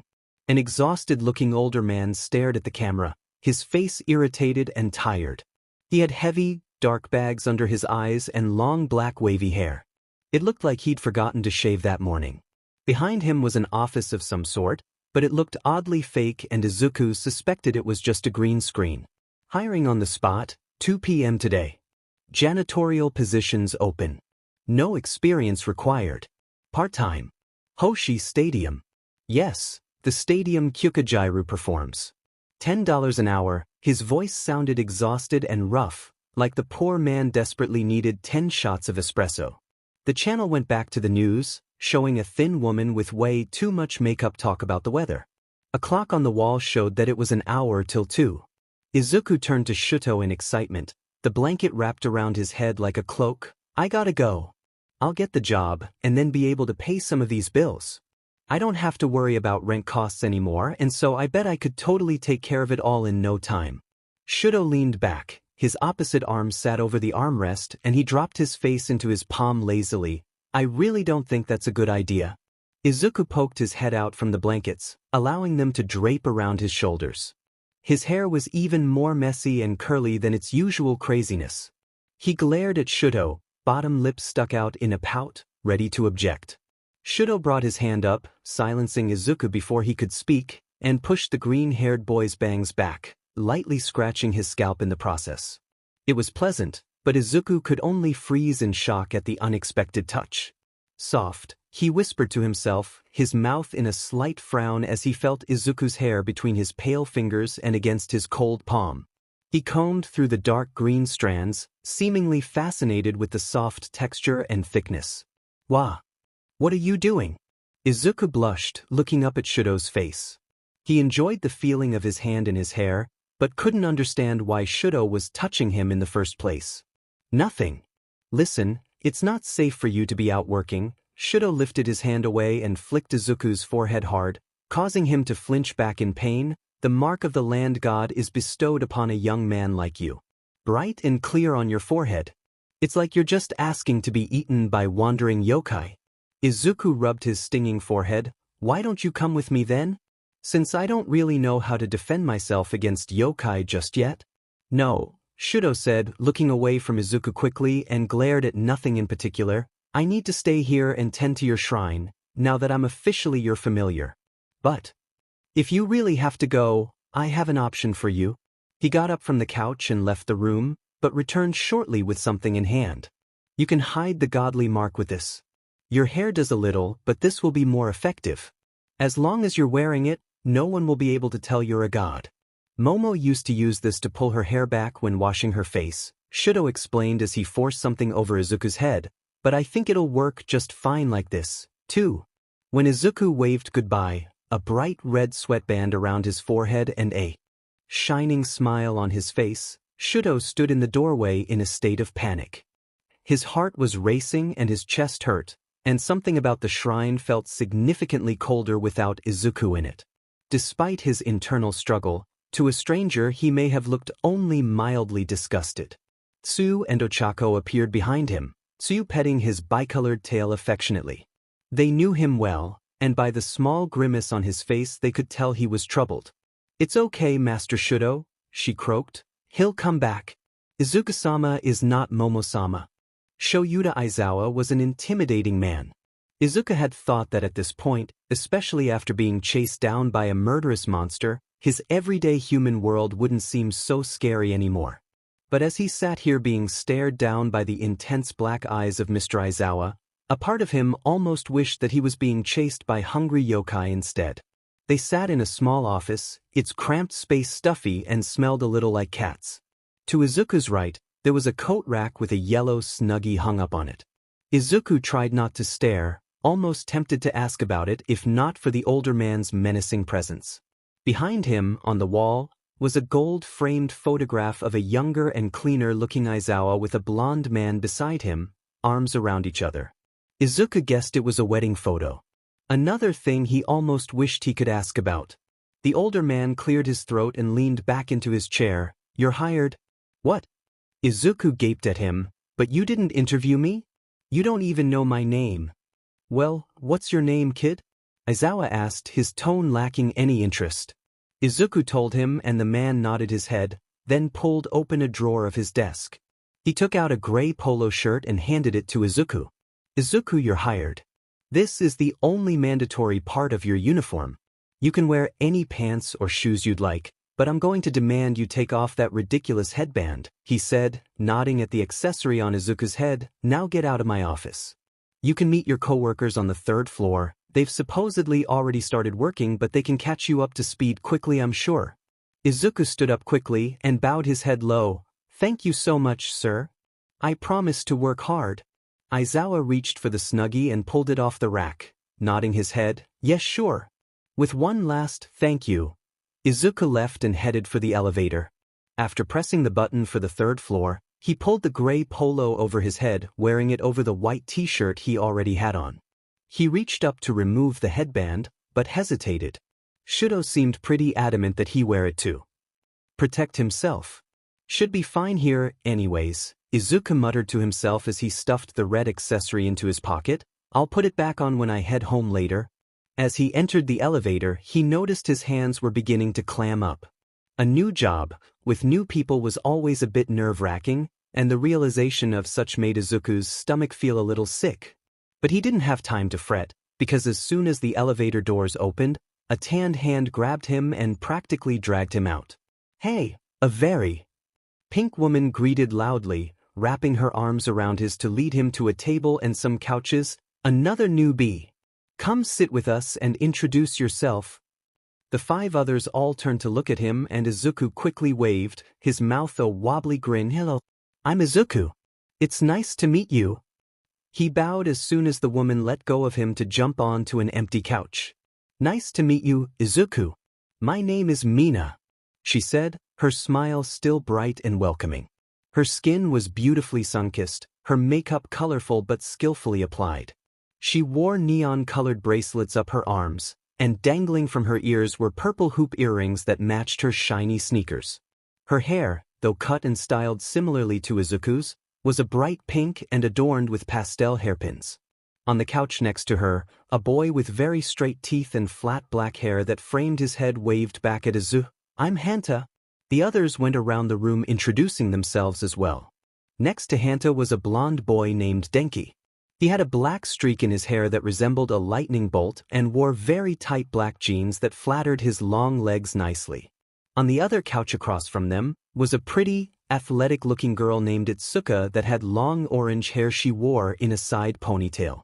With her sat Tetsu, a muscular boy with a loud voice and steel-colored hair that went down his neck. He wore thick-framed metal glasses and he somehow pulled off the gray polo shirt, unlike the rest of them. "Do you all already know each other?"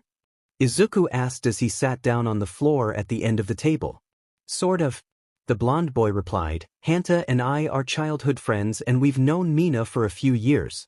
Itsuka motioned to Tetsu beside her, "And we've known each other for only about a month now, I'd say.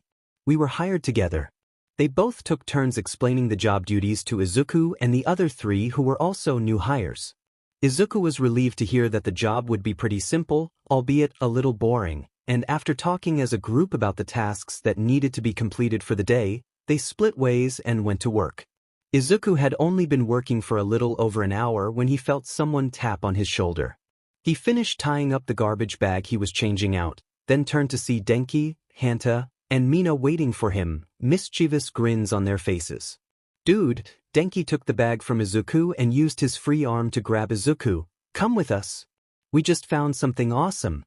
Okay?" Izuku replied, hurrying after them as Hanta and Mina ran on ahead down the hall. He raised an eyebrow at their uncontainable excitement. Denki nudged him playfully. "You've heard of Kyokajuru, right?" He smirked. "She's like a pop singer, I think. I don't listen to music much." At his words, Denki's brows furrowed and his mouth twisted in distaste. Izuku coughed out a laugh, while the blonde scoffed. "Not just a pop singer," Denki exclaimed, throwing his hands in the air. "She's the queen of pop punk. She's so talented, she can play like every instrument and her voice is like an angel, and she's so hot and dash." Hanta interrupted him. "Denki's like in love with her." "I'm not," Denki cried, his face turning crimson. "I'm just a fan of her music, that's all." "And her face." Mina winked. "Now hurry up, you guys. If we're lucky, she's still here rehearsing." The four of them went to the elevator, the small room holding just enough space for each person to comfortably take a corner each. They rose up to the 5th floor, which Mina explained was a VIP-only floor during concerts. It was the top floor, and had a completely different atmosphere than the rest of the stadium's floors. All the furniture was glamorous, a modern Gothic elegance that made Izuku feel very out of place. Couches were made of purple velvet, the huge draped curtains were dark and shimmery, and the white lights did little to light up the black walls. "Now you guys have to stay quiet, we can't get caught," Mina whispered and ushered them through a door. They entered from the back of the room, from what appeared to be some kind of alternative exit. All the lights were off except for a single light center stage, helping to obscure them as they ducked down and awkwardly crawled between rows of chairs to get a better view of the young woman sitting on the stage. Her back was to them, her small body hunched over a black guitar as she strummed away at the strings in some kind of experimental melody. While attempting to get a better look from the back of the train of crawling adults, Izuku failed to notice that they had all stopped until it was too late. Izuku bumped into Mina, who bumped into Hanta, who bumped into Denki, who stumbled face first into the back of a chair and let out a pained crap. They all froze, holding their breaths as the woman on the stage stood up and turned. "Who's there?" she demanded, glaring into the dark. Her hands were balled into tight fists as she scanned the darkness. Kyokajuru was shorter and more petite than Izuku had expected. He'd seen photos of her around work but never paid close attention to them, so it still felt like he was looking at a complete stranger for the first time. Her hair was a dark violet color, cut short and choppy with blunt, straight bangs. She narrowed her eyes in the darkness, a little off from where they sat hiding. Her bottom lashes were long and eyes rimmed thick with eyeliner. She wore a crop top sweater that had "Rest in Fing Peace" written across it, washed-out gray jeans with rips along the legs, black combat boots, and a simple black choker around her neck. "I'll call security," she threatened, voice unafraid as her dark plum lips frowned in irritation. Denki was the first to stand, hands up in mock surrender. "Whoa, sorry, didn't know someone was in here." He chuckled nervously. "Idiot." Mina stood up beside him, arms crossed in front of her chest, and she looked to the side with an embarrassed flush prominent on her cheeks. Hanta and Izuku stood up after her, both cautiously quiet. Kyuka looked unimpressed and sighed, walking towards a wall to switch on the lights. The four flinched at the sudden brightness, and looked at Kyuka with guilty smiles. "You didn't know I was here?"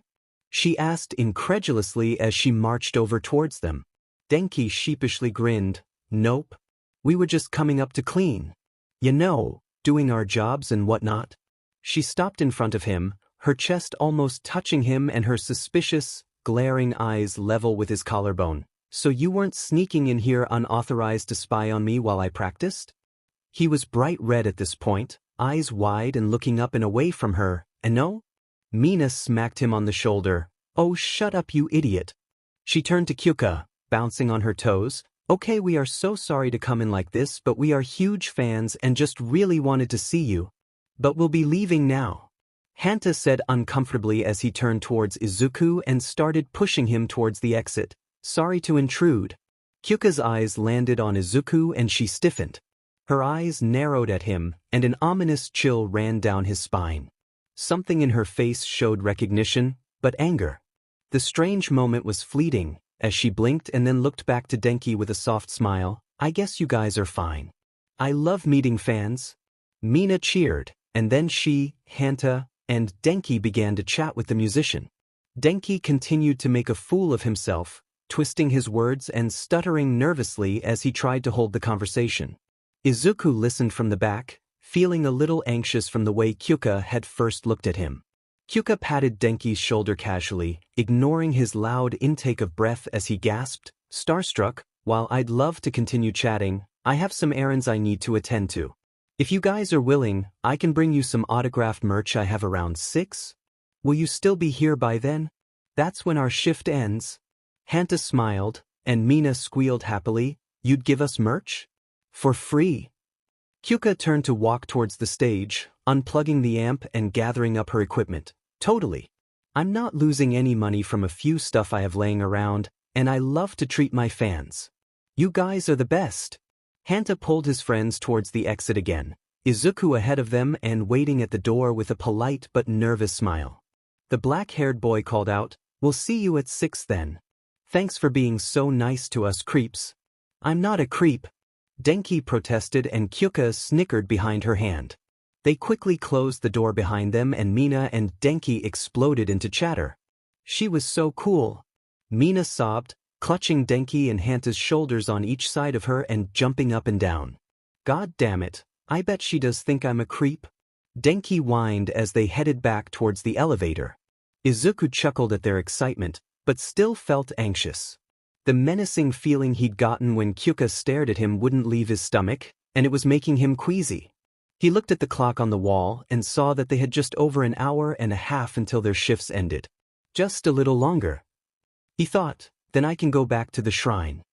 At 5:55, the troublesome trio showed up to drag Izuku with them. They quickly helped him put away the rest of his cleaning supplies and then he followed them out to the employee parking lot behind the stadium. Izuku smiled and laughed when they did, and was sincerely happy to be included in their group, but for a reason he couldn't understand he was feeling apprehensive about seeing Kyukajairu again.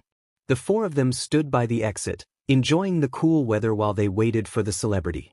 Hanta was complaining about a bathroom he had to clean when Mina suddenly put a hand over his mouth and shushed him. "Hottie coming up behind you, Izuku.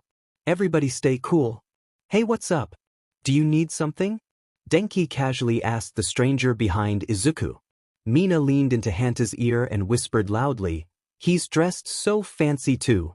Izuku turned to look at who Denki was greeting and his mouth dropped open. Shudo? The fox yokai nodded at Izuku, then replying to Denki said, I came to walk Izuku home. Mina wiggled her eyebrows suggestively. Izuku, you didn't tell us you have such a handsome boyfriend. Izuku choked, turning bright red and frantically waved his hands around. No. He's not my boyfriend.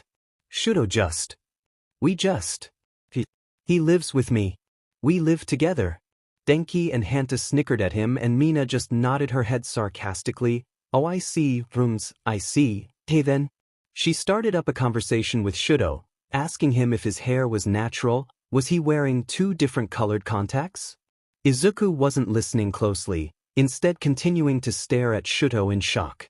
The man wore his traditional yukata, but his fox ears and tail seemed to have vanished. Without them, he looked kind of wrong. Still handsome but wrong. It didn't take long for Mina to get bored of Shudo, as his responses to her questions were short and he didn't seem nearly as enthusiastic to be talking to her. When she went back to talking to her own friends, Shudo put a hand on Izuku's shoulder to turn him so they could face each other. He leaned down into his personal space and narrowed his eyes angrily at him. Why aren't you wearing the headband? He hissed. Izuku took a step back and pulled the red sweatband out of his pocket. I wasn't allowed to while working. Uniform policy, I guess? Do you want me to put it on now?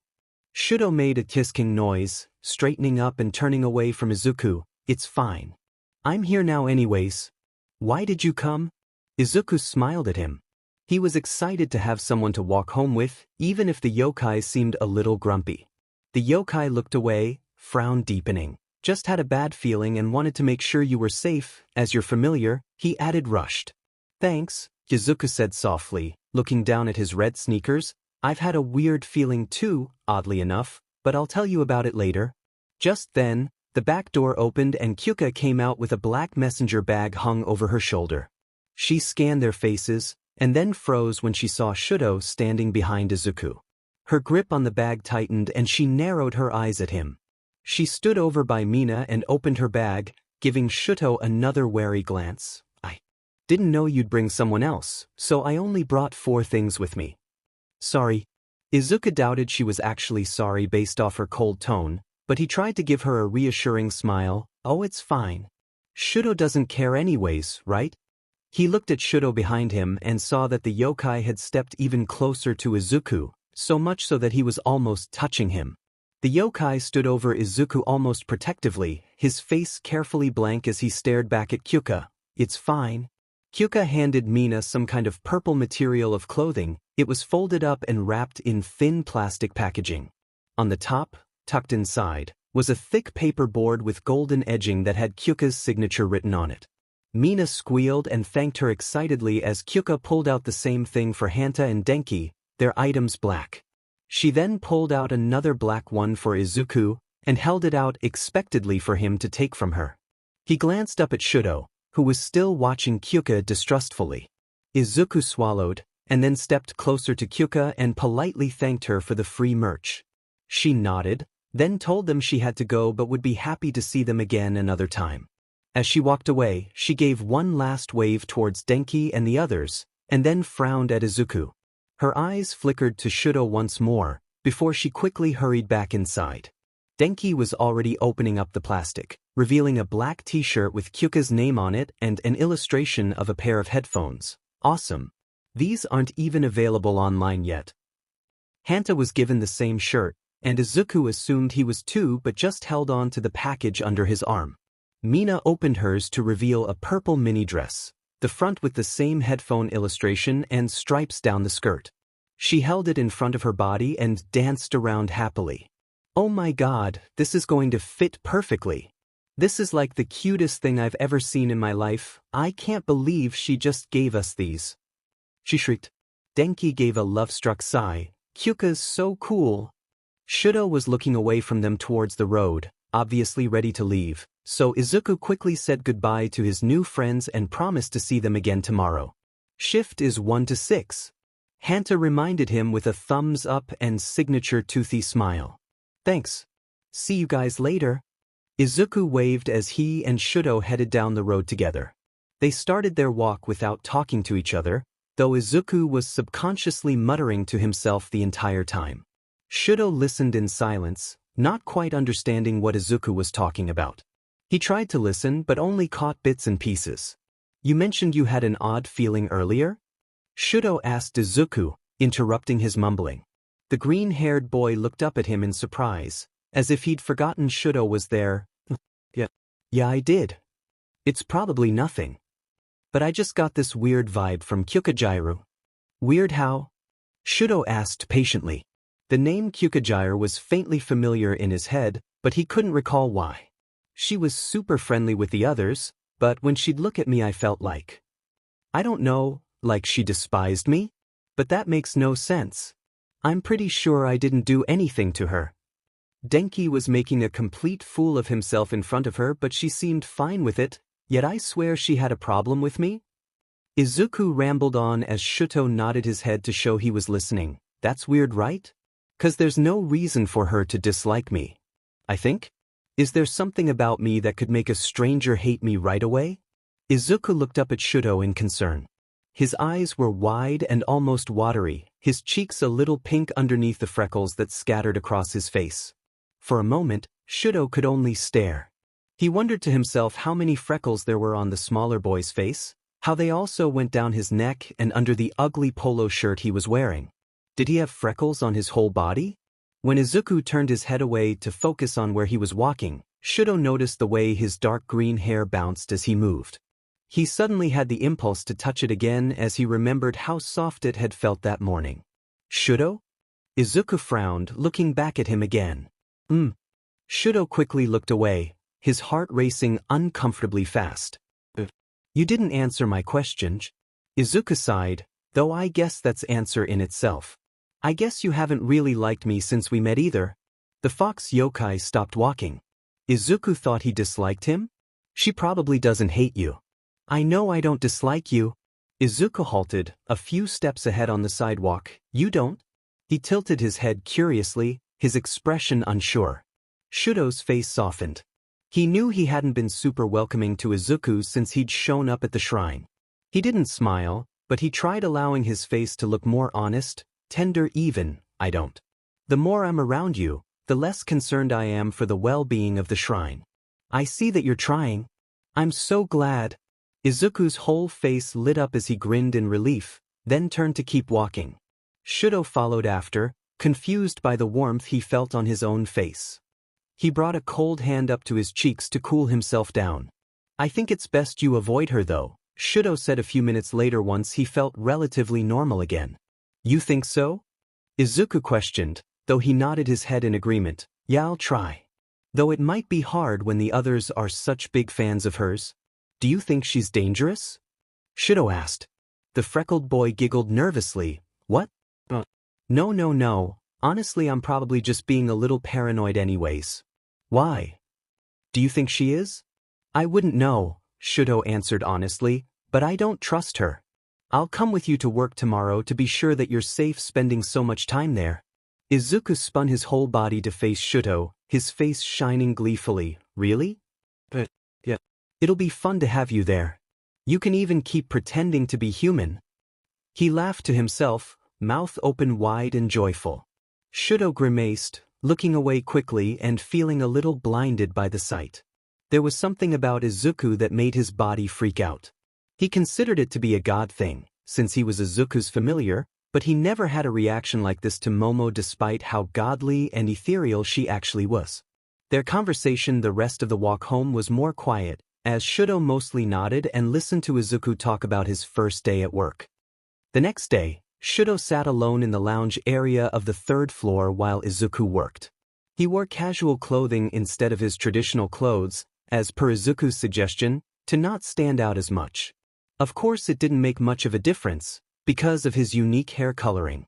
He felt out of place, sitting in an empty lounge of a place for humans, wearing their lame clothing as he pretended to be one. With Momo, he would have never found himself in a place like this.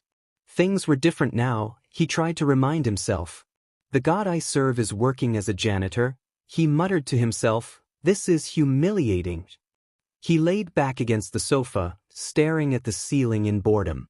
The black jeans he wore felt tight and itchy on his legs. He wanted to go home and change back into his yukata. At least the blue button-up he wore was light and mostly comfortable. Shudo heard the elevator ding from behind him, but he ignored it. He closed his eyes. Maybe he could squeeze a nap in. "Yo dude," a voice he didn't recognize called out, "You feeling okay?" Shudo turned his head towards the voice, only to look up at a blonde kid probably Izuku's age. He slightly remembered him from the evening before, and from Izuku's babbling yesterday, he guessed that this guy was Denki based off of his friendly smile and basic description. Especially the lightning bolt streak in his bangs. "I'm fine," Shudo responded, turning away. "Just bored, huh?" Denki asked, plopping himself down casually beside Shudo on the couch. He didn't respond, but Denki nodded his head as if he had and continued to try and chat with the yokai. "So, how long have you and Izuku known each other?" "A few days," Shudo replied, taking a sip of tea from a coffee cup Izuku had given him on a break earlier. He held it in his left hand to keep it hot. Denki put his legs up on the coffee table and said in slight disbelief, "Oh really? New roommates then? Hope that's going well for you. Weird though, I mean you guys just seem so close already, so that's good, right?" The yokai nodded his head in silence. He could feel Denki squirm in his seat, obviously uncomfortable with the one-sided conversation. Shudo considered talking to him more, but then reminded himself that he didn't care if the human was comfortable or not. He continued to sip his tea while Denki started scrolling through his phone. There was a beeping noise, and then a slightly staticky voice spoke from a small radio clipped to the belt on Denki's hip. "There's been a spill up in Kyukajiru's dressing room," the voice said, sounding irritated and like he'd just woken up. "She requested that's green-haired freckled kids to come clean it." I'm going to assume she meant Izuku. Shudo choked on his tea, sitting up fast. Denki didn't notice his coughing, too busy groaning about how unfair it was that she asked for Izuku. The radio beeped again and a nervous voice that Shudo definitely recognized said, "Okay, I'll head there right away, Aizawa, sir." "Which room is her dressing room again?" Another beep, and then a long sigh. "5th floor, last room on the right. There'll be a silver star on the door so you really can't miss it." "Beep, thank you." Izuku's voice squeaked. The blonde turned to Shudo. "Totally unfair that she requested Izuku. Do you think he'd trade and I could go instead?" "Probably too late though." "Man, I'm going to go," Shudo said, ignoring Denki's comments and quickly stood up. "Have to piss?" Denki snorted. "'Kay man, have a great time." He walked quickly to the elevator, waited much longer than he wanted to for it to open for him, and impatiently pressed the 5th floor button as soon as he was inside. It slowly moved up, way too slow for Shudo's liking. As the doors opened, he saw that the entire floor was in pitch-black darkness, every light shut off. He could sense an ominous presence, one that definitely wasn't human or friendly. His stomach filled with dread. There had to be a reason Kyukajiru had asked specifically for Izuku. "Thank you." Izuku squeaked into the plastic radio before reclipping it to his pants. As much as Izuku rather continue vacuuming around the concert hall chairs, he packed up his supplies and then headed for the elevator. His hands shook as he pressed the elevator buttons, the palms of his hands clammy since Aizawa had radioed him. It just made no sense for Kyuka to request him. She clearly hadn't liked him very much at their first meeting. "I'm being paranoid," he muttered to himself while watching the numbers go up on the screen. Maybe she just feels bad having someone else clean up after her, since she likes them more. That would make sense, that's all this is. "I'm fine, this should be fine." Izuku started to walk out when the doors slid open, but froze mid-step as he took in the state of the 5th floor. Except for one single light at the far end of the hallway, every light fixture was shut off, creating a sort of sinister presence. Even the curtains were closed shut, blocking out any natural light from entering the floor. He gulped, then scurried down the hall. The sound of his racing heart and squeaking sneakers was invasive to the silence around him. He stopped at the last door, briefly acknowledging the silver star as he raised a slightly quivering hand to knock. Before he could even touch the door, it swung open and revealed Kyukajiru. Her outfit was of similar aesthetic to the day before, ripped jeans and a crop top tee with a chibi skull on it. She stood a little below Izuku's eye level, her thin arms crossed and a scrutinizing glare on her face. Despite being shorter, her presence was much more dominating than Izuku's, and he had to resist the urge to turn and cower away shyly. "Thanks for coming," she said, voice insincere, the spills in the back corner. She moved to the side so Izuku could come in, then closed the door behind her. He glanced over to ask her how her day was, but found her steadily watching him with her back against the door. Izuku stiffened and looked away. Why was she watching him like that? Even as he walked more into the small room, he could still feel her eyes on him, and he had to suppress a shiver. Her dressing room was small, a little messy. There were opened boxes and used notebooks scattered around, and a comfy, worn-out beanbag chair in a corner. Across the room was a tall mirror, and beside it a large vanity with bright fairy lights draped over the top. Beside it, laying over a dark puddle, was an empty soda can left laying on its side. Assuming that was the mess he was specifically requested for, he made way for the puddle and got to work cleaning it up. His brow furrowed as he tried to focus on his task, pressing the rag into the wet floor while he desperately tried to ignore the uncomfortable feeling of Kyuka watching him so closely. Her wince was so soft, Izuku wasn't even sure he'd heard correctly. His hand paused on the floor. Part of him wanted to turn around and ask if she was all right, but he hesitated. If he was wrong, if she was fine and he was just hearing things, it would be even more awkward. The last thing he wanted to do was give her another reason to dislike him. So he kept his gaze down and applied carpet cleaner to the dark stain. She stepped closer, her movements careful, quiet, but not unnoticed in Izuku's hyper-aware state. The hair on the back of his neck began to rise as she took another step, his body growing cold, stiff. As he went to reach for a clean rag from his bucket, nothing happened. Literally nothing, because Izuku couldn't move.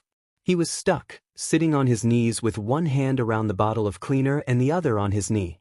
It was like he was petrified. No matter how much he wanted to move, nothing was happening. Kyuka was directly behind him now. He could feel her presence and he wanted to gulp, scream, do something, but he couldn't move a muscle. His breaths were coming out slow and even, but out of his control. Izuku knew if he could move, his breathing would match the fear he felt and the pace of his racing heart. Suddenly there was a knock at the door.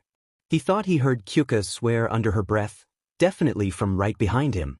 The warmth returned to his body, his joints moving again, albeit a little stiffly, and he glanced behind to see her walking to the door. She cracked it open, just enough for her to talk to the person but not enough for Izuku to see or hear them. He watched her nod her head, and then she turned to look at Izuku. It was impossible not to notice the paleness of her face, like she was going to be sick. She glared at Izuku, her voice cracking despite her stern tone. "Don't leave. I'll be right back." As soon as the door shut behind her, Izuku let out a breath he hadn't even realized he'd been holding. He went back to cleaning the spilled soda, his movements faster because he knew there was no way he was waiting for the singer to return. She'd definitely done something to him, or tried to, before she was interrupted. And he wasn't going to give her the opportunity to try again. Despite her steady gaze and upright posture, Shudo could tell that Kyuka was scared. Her already pale face had whitened at the sight of him, and as she stood with her arms crossed across her chest, she failed to hide from him her shaking hands. They stood out in the dark hall in silence, staring each other down, Shudo refusing to speak first. She was up to something, and though he wasn't sure what yet, he refused to look even slightly unsure. Her glare deepened at his stillness, before her eyes flickered to the top of Shudo's head and down to his feet. "Idiot," she smirked, although it looked forced. "Your fox is showing." Shudo didn't look away from her, but he felt his fox ears twitch on his head and he nodded. "Should we speak somewhere else then, Yokai?" She frowned at the nickname, but didn't correct him. "There's a private area on the roof, I guess." With one last glance at her dressing room, she walked past Shudo and headed for another door down the hall. He silently followed, tempted to stop and double-check that Izuku was safe. But Kyuka looked clearly irritated that Shudo had ruined her plan, and he didn't sense anything wrong with Izuku, so together they went through a door that led to a set of stairs, which went up to the roof. It was slightly chilly that day, a breeze blowing through the air and the sky gray and cloudy. Shudo's hair tickled his face as it fluttered in the wind. Kyuka stood defensive, arms crossed in front of her again and her scowl even more intense. I'm impressed that you noticed Izuku so quickly, Shudo said calmly. How could I not? She snorted. His presence is incredibly bright. Don't tell me you don't find his smile a little blinding? He ignored the question and instead asked her, what do you want with him? Honestly? She grinned devilishly. I wouldn't mind a little taste of his heart, just to take that mark for myself. Don't you think I would make a much better land god?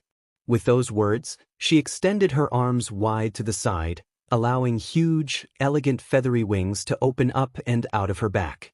They were at least 3 times her width, the feathers a beautiful sheen of black-violet. Shudo then realized why Kyukajiru's name felt so familiar. You're a Tengu, he stated in mild awe, a crow yokai from Kimijiru. She gave Shudo a sad smile, her wings lowered slightly as well as her gaze, formerly from Kyuju. It's been 16 years, I'm just a banished Tengu now. But imagine, become a land god, they'll be sure to take me back. Shudo narrowed his eyes at her sudden determination, his tail twitching behind him in irritation. So you only want to be the land god for your own benefit then? You don't care at all about a land god's shrine, duties, or the ways you can help people? Of course not, Kyuka laughed bitterly. A god is meant to be served. It's the job of familiars like you to do all the work. Listen, I know you're a strong kitsune. If you'd like, I'll let you live and you can be my familiar when I become the new land god. Like I'd let someone like you become the land god. He growled, ice forming on his fingertips as he began taking steps towards Kyuka. The fact that there are so many lowlifes like you who think they have what it takes to be a god, I couldn't be happier that it's Izuku I'm serving. Suddenly Shudo dashed forward, striking his right arm out and sending a wave of ice towards Kyuka. Her reflexes were fast, and she gracefully jumped to the side to dodge it. With a single flap of her dark wings, she flew into the air. The gust of air from her wings sent Shudo flying backwards across the rooftop, close to tumbling right off the edge. He spun his body around just in time, bringing his right hand down between his knees and creating a shield of ice that barely blocked him from going over the side. He slid down it, landing on his knees on the concrete roof flooring. Guess I'll just have to kill you then, she sighed from behind him, flying a good 10 feet above the roof. Kyuka reached behind her head to pluck a feather from her wings. The quill looked sharp and deadly, like a long needle. She held the feather like a knife, slicing a small line on the inside of her palm, next to an already existing wound. Droplets of blood slid down her hand, dripping to the floor. I hate to do this so often, it really sucks, she grimaced, and before Shudo could stand up, he felt his body become instantly paralyzed. She fell from the sky, body worn with sudden exhaustion. Kyuka landed roughly on her feet, stumbling forward. Shudo tried to move, but the closer she got, the more he felt stiff, soon unable to even blink. He'd heard of a Tengu's curse before, one where they sacrificed their own blood to trap their victims. Though it appeared Kyuka was very young and inexperienced, or there was something wrong with her, because he'd never heard of the curse being so hard on the user. At this point she was practically crawling towards him, breathing heavily with each clumsy step forward. Maybe he should have been more careful, more scared. Regretful even. But Shudo only felt pity as he looked into the young Tengu woman's dark, tear-filled eyes. There was an agonizing desperation about her, and it only made her more sad than deadly. She swallowed hard, the sharp feather quivering in her raising hands. There was a sudden loud bang from somewhere close by, but stuck in her curse, Shudo was unable to move his gaze away from Kyuka. She didn't seem to notice it, sweat dripping down her face as she gasped out with exhaustion, I'm sorry I have to do this, Fox. Shuto, screamed an unexpected voice, loud and sharp over the whistling wind. At the sound of Izuku's voice, Kyuka lost the last bit of focus she had and the curse she was struggling to keep Shudo under instantly broke. Shudo was quicker than her with her current weaker state. He swung his leg out from under himself and kicked her straight in the side.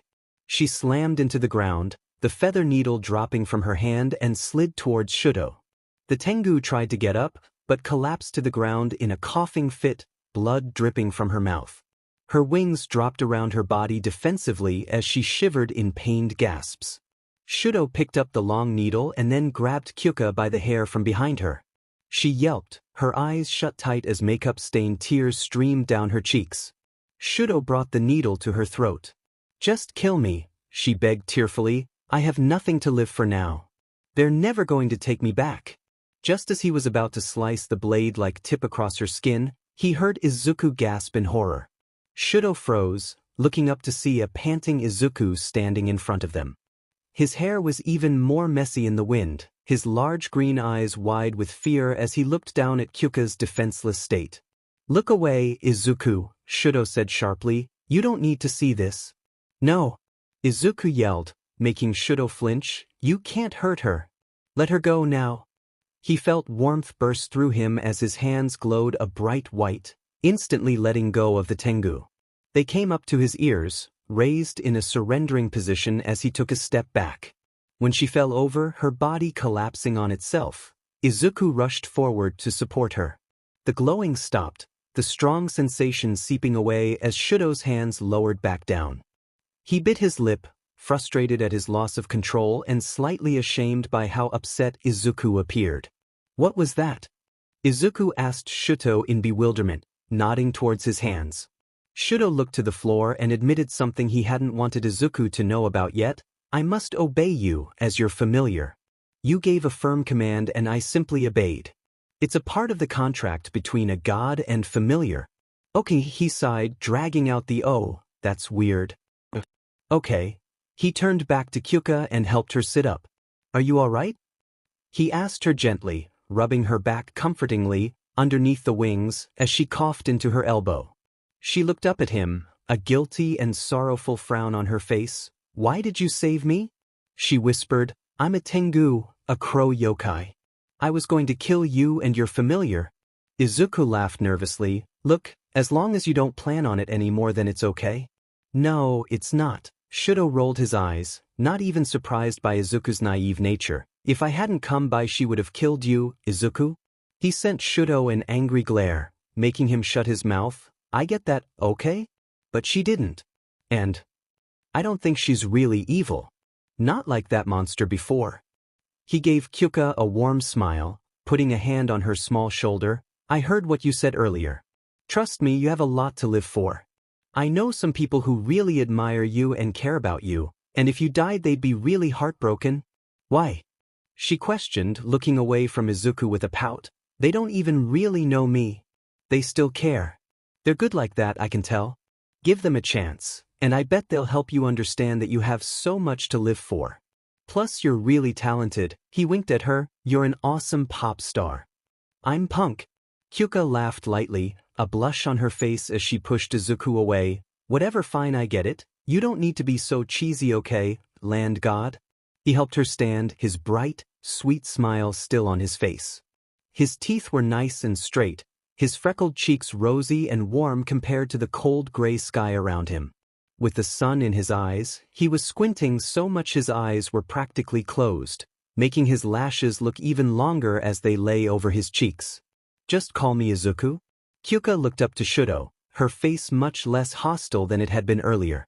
She gave him a small, apologetic smile. He didn't trust her, not yet, but they came to a silent truce. Izuku wouldn't be harmed. They would both protect him. They both wondered what was brighter, the sun peeking through the clouds or the smile on the young god's face. He should have known they'd come for him. And yet, when two strong hands slammed themselves hard on his shoulders, he still screamed out in fear, his arms flying up and frantically trying to land a punch on his attacker. Hanta and Mina laughed hysterically while Denki grabbed Izuku's flailing arms, successfully dodging the green-haired boy's flying fists. "Whoa dude, chill out. It's just us." Denki laughed, steadying Izuku who looked like he was going to fall over. Mina wrapped an arm casually around Izuku's shoulder, her face close enough for her bubblegum pink hair to tickle his cheeks. "You're adorable, you know. But still, a guy your age should not be able to scream like that." "I'm a man of many talents," he laughed, glancing at the clock on the wall. "So what's up? You guys need something before Shudo and I get going?" Denki put his hands on his hips and raised an eyebrow at Izuku. "I think you know what we want." Mina clapped her hands together. "We need the deets, Izuku." Tell us what happened with Kyukaju. Izuku gave them a small smile. Really not much?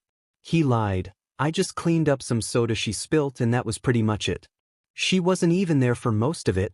The four of them got onto the elevator together, and Izuku pressed the third floor button to go and pick up Shudo. Instead of going down a floor, the elevator moved up to the 5th floor.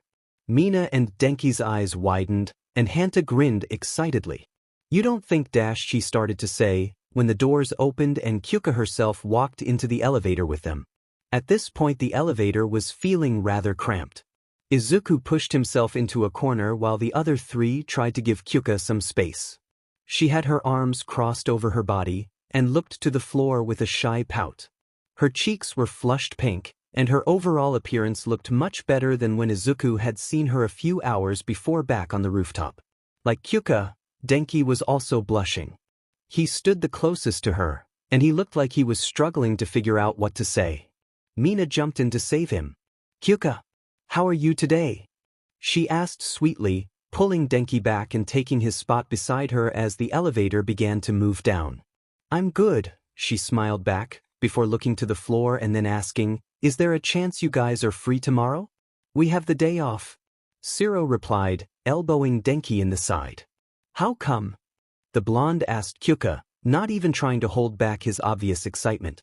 The elevator doors opened, and Izuku squished his way to the front to call out, Shudo.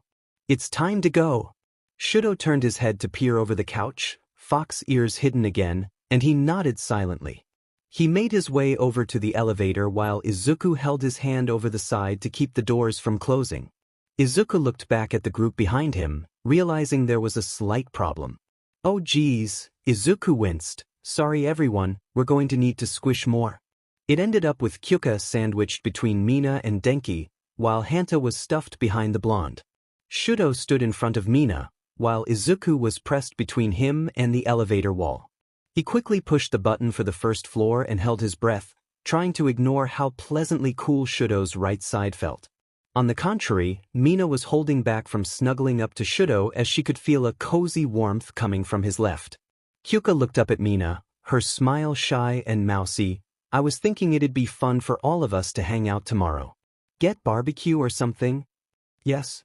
Denki practically shouted, making Kyuka giggle. Yes, he repeated more softly, we'd love to, right guys? Izuku, you and Shudo coming too? The fox yokai looked down at Izuku, face blank as if he was waiting to react. Izuku brought a hand up to Shudo's arm and squeezed it assuringly as he said to the others, how about next time? There's some stuff I need to do at home while I have the day off. Shudo didn't say anything, but he was grateful that Izuku chose to spend his day off tending to his shrine duties. Izuku grew silent, listening to his peers talk amongst themselves, completely unaware of Shudo observing him. He felt hyper-aware of Izuku's hand, still holding on to his arm. The close contact was strange, but not unpleasant. Izuku's hand was warm on his cooler side, firm and more comfortable than Shudo expected the new god to be with him. Maybe he'd forgotten that he'd grabbed Shudo in the first place? He chose not to say anything, deciding that he almost enjoyed the gentle contact. The others waved goodbye, heading for the parking lot where their cars were parked.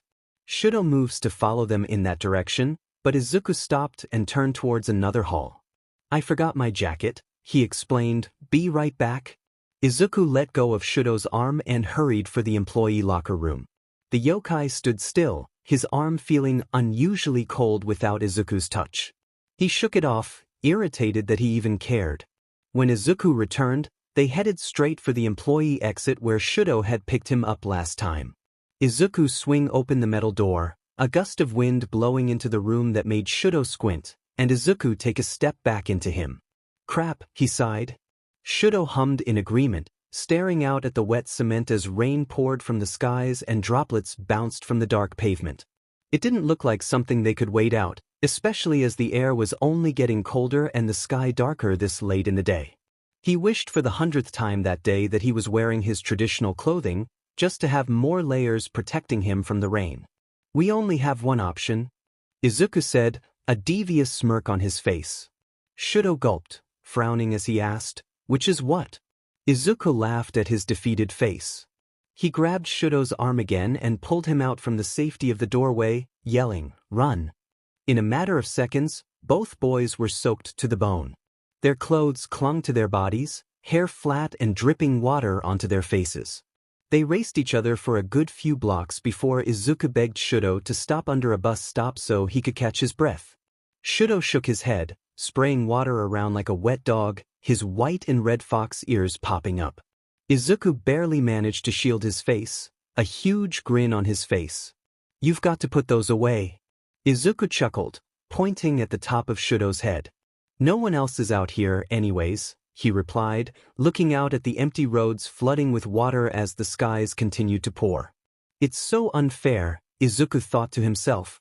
Shudo stood there, drenched and looking like a pathetic drowned cat. And yet, he was still one of the prettiest things Izuku had ever seen. His eyes were bright in the low light, his soggy clothes just made his muscular figure more visible, and the jeans he wore had tightened around his legs. It just wasn't healthy for Izuku's poor heart. Shudo noticed him staring, and raised an eyebrow in question. He hoped his blush wasn't too obvious, and he just gave Shudo a tight smile. "Ready to keep going?" The yokai shook one of his legs, glaring at his shoes. "Sure. It's starting to get a little harder to run in these pants though. I can give you a piggyback ride." Izuku blurted out, grinning awkwardly as he tried to play it cool despite how odd of an offer it was. "I'm soaking wet," Shudo reasoned. "So am I," Izuku retorted with a forced laugh. "You're not strong enough," the fox claimed, beginning to step back out into the rain, walking a little stiffly due to his shrinking jeans. "I am," Izuku huffed, hurrying after him. "You're just too scared." At that, Shudo gave Izuku an annoyed glare. "I am not. There's nothing scary about riding on a small boy's back, except maybe the possibility of falling and dying." "You're being dramatic." The freckled man laughed. "I can see how uncomfortable it is for you to walk. Come on, just hop on my back." He ran in front of Shudo, and knelt down for him to get on his back. Shudo stopped, crossing his arms defensively. "I will not." Izuku looked back at him, wiggling his eyebrows. "You said I can make you do anything right, since you're my familiar?" Shudo blanched. "You wouldn't?" "I would." Izuku poked his tongue out of his mouth teasingly, then said in a mock stern voice, "Shudo, I command you to hop on my back and let me piggyback you the rest of the way home." "You're dead," the yokai growled as his body faintly glowed white, and he obediently straddled Izuku's wet back, wrapping his arms around Izuku's neck and letting himself be lifted up and carried off. Izuku began to sprint, the rain hitting their faces irritatingly. He could feel Shudo behind him, a little lighter than he expected him to be. It was an odd sensation, having Shudo hold on to him. His entire right side was freezing while the other side was incredibly warm. The warm side was definitely pleasant. To avoid the rain smacking his face, Shudo ducked his head into the side of Izuku's neck, hiding behind the green curls.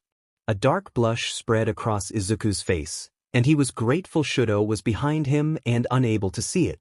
They were far out of the city now, getting closer and closer to the shrine. Izuku was breathing heavily, both rain and sweat dripping from his jaw. He was determined to carry Shudo the whole way, despite the fox's angry, grumbling protests. By now, Shudo had physically relaxed, silently holding on to Izuku tightly and letting his head lay comfortably. Izuku wondered, and hoped, that maybe despite the miserable rain and being forced, Shudo was enjoying himself a little. "Almost there." Izuku gasped out, quickening his pace. He felt Shudo nod against the back of his head. Just as he dashed up the stairs at the shrine gate, his foot hooked on to the last step and he flew forward, unable to catch himself since his arms were too busy carrying Shudo. Izuku landed face first into a puddle, Shudo falling over him and also face planting into the rain puddle. They scrambled about, spitting water out of their mouths and rubbing their sore faces. Shudo managed to get up first, the left side of his face pink and worn from the fall. "Your nose is bleeding, Izuku," he pointed out, a concerned frown on his face as he reached out a hand to help Izuku up. Izuku grabbed Shudo's cold hand with both of his, but instead of getting up, he yanked down hard and pulled the yokai back into the puddle with him. Shudo's eyes widened in alarm, barely catching himself as he splashed in the puddle and landed roughly into Izuku's lap. He narrowed his heterochromatic eyes at Izuku, who sat laughing hysterically with blood dripping down from his red nose. With a playful snarl, he pushed Izuku down back into the puddle, vowing to drown him. His lips were pulled back in a sharp smile, sharp teeth glistening, and before he could stop himself, the yokai was laughing alongside Izuku as they pushed each other down into the puddles. Shudo's laugh was unrestrained, deep, breathy, and probably the most beautiful thing Izuku had ever heard. He froze for a moment, partially sitting up as he rested on his elbows. His mouth opened in awe as he watched Shudo leaning over him, their faces just inches apart, and laughing so hard his eyes were closed. Izuku felt his eyes start to water with emotion, wondering just for a moment what it would be like if he lifted his own face just a little higher and pressed his lips softly to Shudo's. An intentional kiss, not accidental and painful like before. His fingers twitched, aching to lift up and touch Shudo's face and pull him in.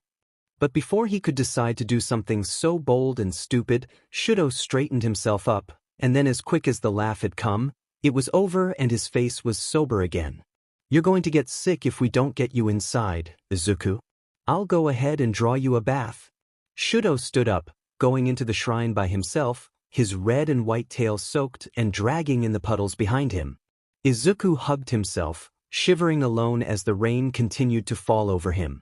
He smiled sadly, sighing as he got up and wiped the blood from his face. Looking up into the sky, he let the cold rain wash his face clean. His body felt heavy, weighed down with his wet clothes and heavy heart. With one last deep breath, he got up and jogged his way into the cozy warmth of the shrine. Over the next 3 weeks, things had calmed down significantly. Izuku worked 4 days a week, while the other 3 weekdays he fully committed to the shrine. He'd been able to listen and answer multiple prayers, as well as practice strengthening his divine powers little by little. A few visitors had even brought offerings to the shrine, and while they didn't have a lot of monetary value, they made Izuku beam with pride. There was, thankfully, no more sudden yokai attacks, and since the incident with Kyuka, Shudo continued to stay at the shrine rather than go out with Izuku. Every day that Izuku left for work, or to run errands, he always invited the fox yokai to come with him. "Hey Shudo, I'm leaving now. You sure you don't want to come with me?" And every day, Shudo responded the same, his tone inscrutable. "Unless you need my help for something, no thank you." Izuku felt a little dejected. He couldn't claim that Shudo was avoiding him, because they did spend a lot of time together. Every other day, Shudo brought Izuku back to the spirit world and to the dojo, where he taught Izuku how to spar. Regularly, they worked in the gardens and ate meals together, usually with Ochako and Tsuyu joining them as well. But ever since the rain incident, the yokai seemed impersonal with him. What Izuku wanted was to feel like him and Shudo were friends, but instead he felt like their relationship was strictly professional. Finally, one evening after he'd gotten back from working at the stadium, Izuku blurted out, "Why aren't we friends?" The table grew silent, Ochako and Tsuyu halting their conversation while Shudo froze. His cheeks were full, noodles poking out from his mouth, chopsticks to his lips, and a bowl cupped in his other hand underneath to catch them as he ate the cold soba he'd made for dinner that night.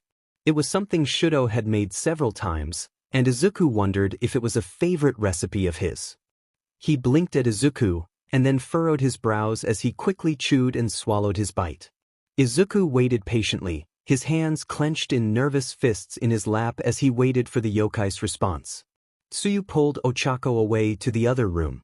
The brown-haired spirit pouted, but followed, bringing a stick of dango away with her. Shudo set his bowl and chopsticks down on the wooden table. "I'm your familiar," he said like it was obvious. "So?" Izuku grimaced, "That doesn't mean we can't be friends. Ochako and Tsuyu are my friends."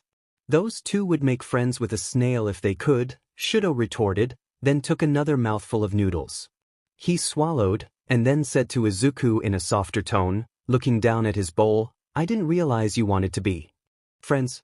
"Of course," the freckled boy exclaimed in dismay, "we live together. We spend so much time together. Why wouldn't I want us to be friends, Shudo?" The corner of his lips turned down, "I just didn't realize. I apologize. You're not a very traditional god and it's something I'm not used to." Izuku tilted his head in confusion, Weren't you and Momo close friends? We were close, Shudo swallowed, considering his words. I don't know if our relationship was anything like friendship. I served as her familiar for many years, I cared for her, and she cared for me. But she did leave, and so I may have been mistaken about our relationship. I don't know if we were friends. That's not usual anyways, gods and their familiars aren't meant to be friends. I'm your servant. His words were honest, straight to the point, and yet despite the lack of emotion in his tone Izuku could still hear pain. Izuku considered the little bit of information that he knew about Shudo. He served Momo loyally for who knows how many years, and then for another 20 years, longer than Izuku had even lived, he waited for Momo to return. That had to have been lonely, even if he'd had Ochako and Tsuyu at the shrine with him. Izuku watched the yokai go back to eating, having assumed their conversation was over due to the lack of a response from Izuku. Shudo. The yokai paused, dropping the noodles he was about to eat back into his bowl. Yes? Izuku beamed at him. His smile was brilliant. It warmed Shudo's entire body, and for a moment he wondered if his ice powers had disappeared, stolen by the infectious look Izuku was giving him. The small young man stood up, reached a hand over the table and expectantly waited for Shudo to take it. He was too engrossed to even consider not taking it, so Shudo lifted his right hand up and took Izuku's. He couldn't help but notice that his own hand was slightly smaller, his skin pale in comparison to the light tan of Izuku's freckled, soft skin. Izuku's large green eyes shined as they stared back at him. His expression was kind, almost pure in its softness. Shudo felt so strange, new even.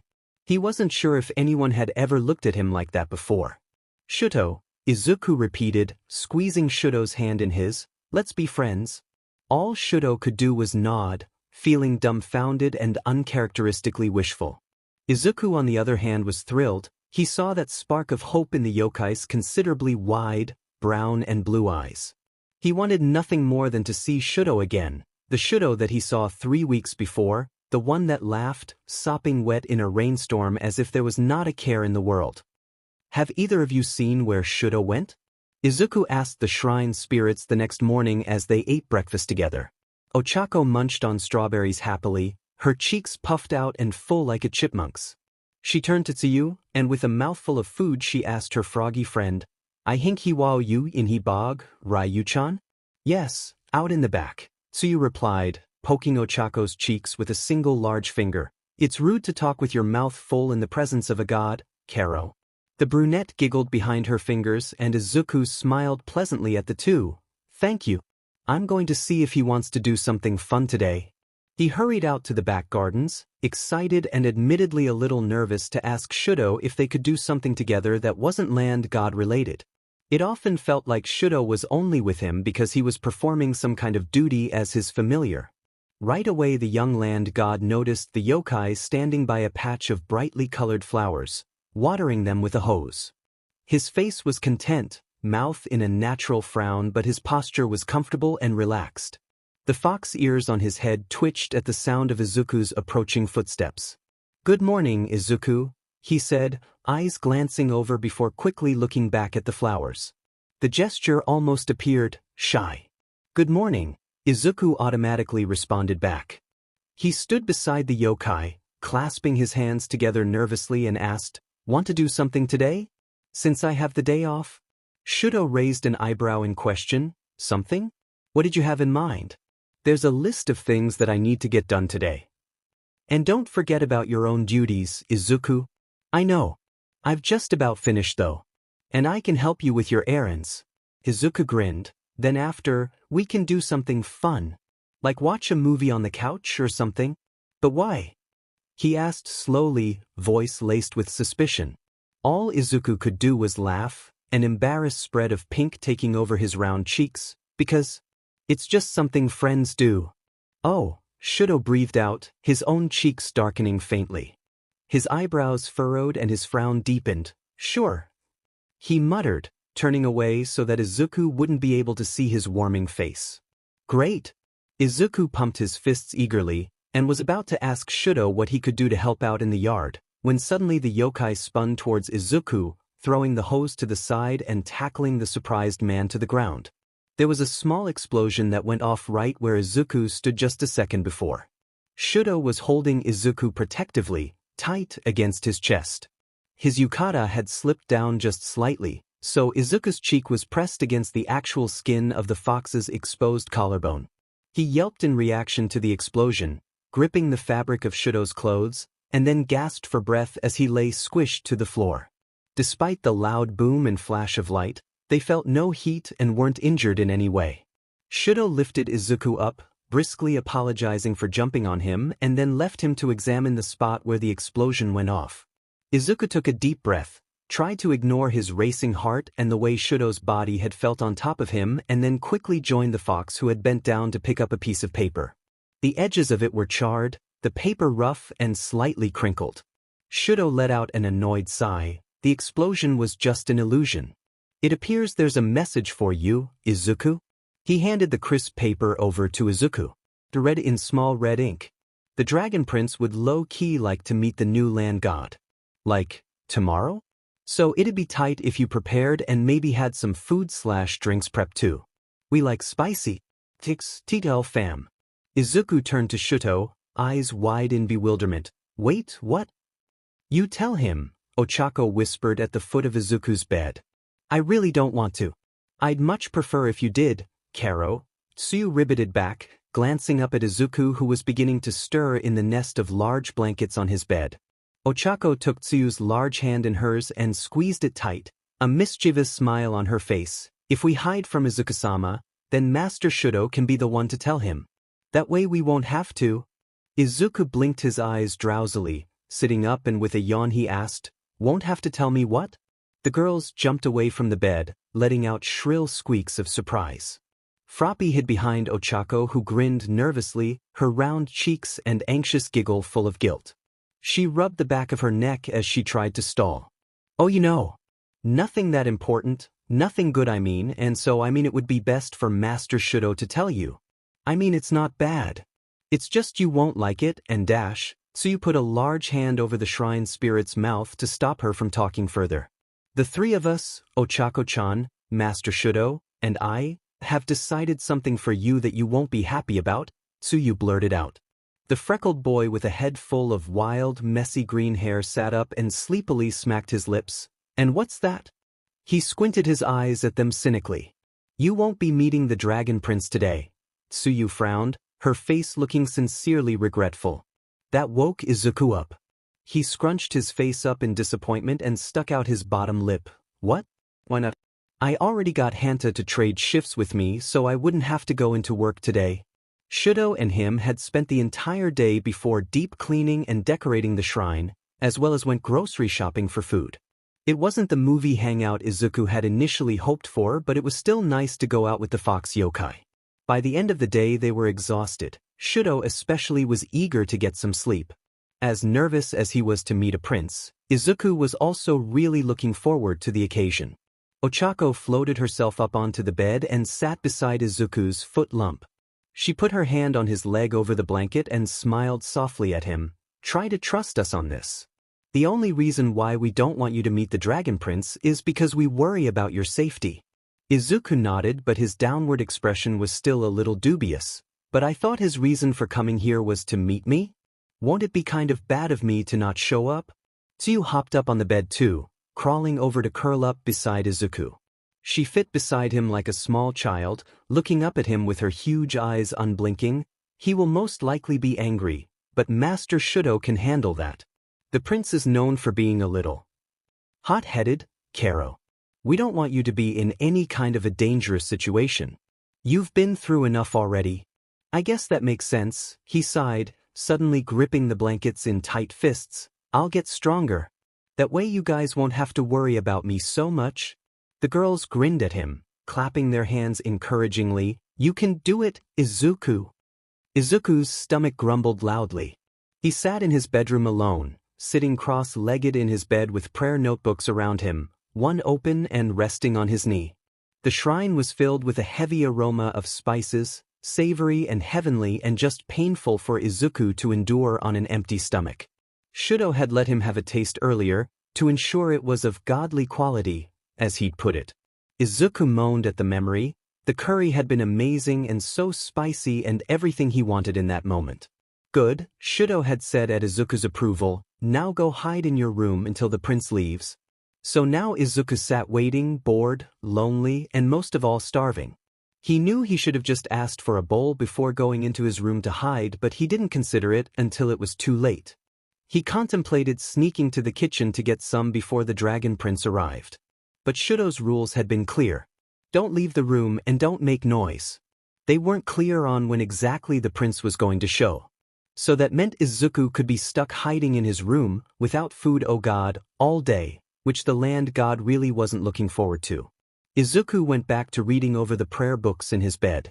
He'd gotten through about 8 years of notebooks now since he'd become the land god, but he still had 12 years worth of books to go. With a sigh, he finished reading the one he was currently on and closed it shut. He leaned back against the headboard, letting his bangs fall away from his face as he closed his eyes. His stomach ached, growling loudly in desperation for food. I'll be fast, he convinced himself as he slipped off the bed and to the door, moving lightly on the wooden floor with soft bare footsteps. I'll be sneaky and quick and back in the room before the prince gets here. He gingerly slid the door open and peered out into the hall. The shrine was silent, so he held his breath as he tiptoed down the hall and past the front room. Glancing out the front window, he saw that Shudo was knelt in front of the steps, facing the shrine's gates. Izuku realized the yokai must be waiting there to greet the guests when they show, and felt a little bad for the fox for having to wait there for an unknown amount of time. Being cooped up in the room would definitely hurt his knees a lot less than sitting out there like that would, that's for sure. When he entered the kitchen, Ochako and Tsuyu spun towards him in surprise. Ochako almost dropped the plate of fruit she was holding, but Tsuyu's tongue lashed out and caught it. They sent Izuku concerned glares. What are you doing out here, Izuku? Ochako asked fervently. Was hungry, he pouted, feeling a little stupid now for coming out. Just wanted to grab a bowl of curry really fast. Ochako sighed, giving him a sympathetic frown as she grabbed an empty bowl and spoon. That's understandable. We should have made sure you had food before we jailed you into your room. Tsuyu and her both bowed their heads low. We apologize for inconveniencing you, Izuku, they said together. No. Izuku cried, don't apologize, I know we've all been busy preparing for the Dragon Prince. It's really okay. He patted the girl's head sweetly, feeling incredibly guilty for making them feel bad. Seriously, please don't sweat it. They both smiled at him softly, and then Tsuyu went back to preparing food for the guests while Ochako got Izuku some rice and curry. Just as Ochako handed Izuku the hot ceramic bowl of steaming food, the ground started to rumble. Metal rang throughout the kitchen as utensils shook. Izuku almost dropped the bowl, but Ochako quickly gave it a tap and made it float before he could potentially burn himself. They're here, Karo. Tsuyu croaked out in fear. Izuku needs to hide, he can't go back out or they'll see him. Ochako rushed to the door and slid it closed. The rumbling stopped, and they could hear Shuto and a female voice speaking from right outside the shrine. The brunette turned off the lights and pointed to the floor. Sit, she said sternly, and don't get up or make noise or they'll hear you. Yes, ma'am, Izuku said, grabbing the bowl of curry from the air and obediently sitting down beside the wall. He swore he heard her whisper to herself, I just commanded a god, and rubbed her rosy cheeks in embarrassment. Is my hair okay, Ochako-chan? Tsuyu asked in a quiet voice, combing her large fingers through her long, silky hair. Izuku realized how nervous Tsuyu was, her eyes wide and movements fast as she rushed about making sure the food was ready and they looked presentable. Ochako was noticeably more relaxed, but still as persistent in getting things ready. You both look beautiful, he whispered encouragingly, and then took a bite of curry, and the food is delicious. Everything will go well. Both girls stood against each other, holding hands, and together they took a deep breath. Tsuyu reminded Izuku to stay silent, putting a large finger to her lips in a shushing motion, and then with a train of food that Ochako made hover weightlessly in the air, they crept out of the kitchen and closed the door behind them. He ate another bite of curry quietly, and tried to listen closely to the voices just outside of the room. Cammy was as chatty as ever. He could hear her voice loud and clear before she even entered the gates of the shrine.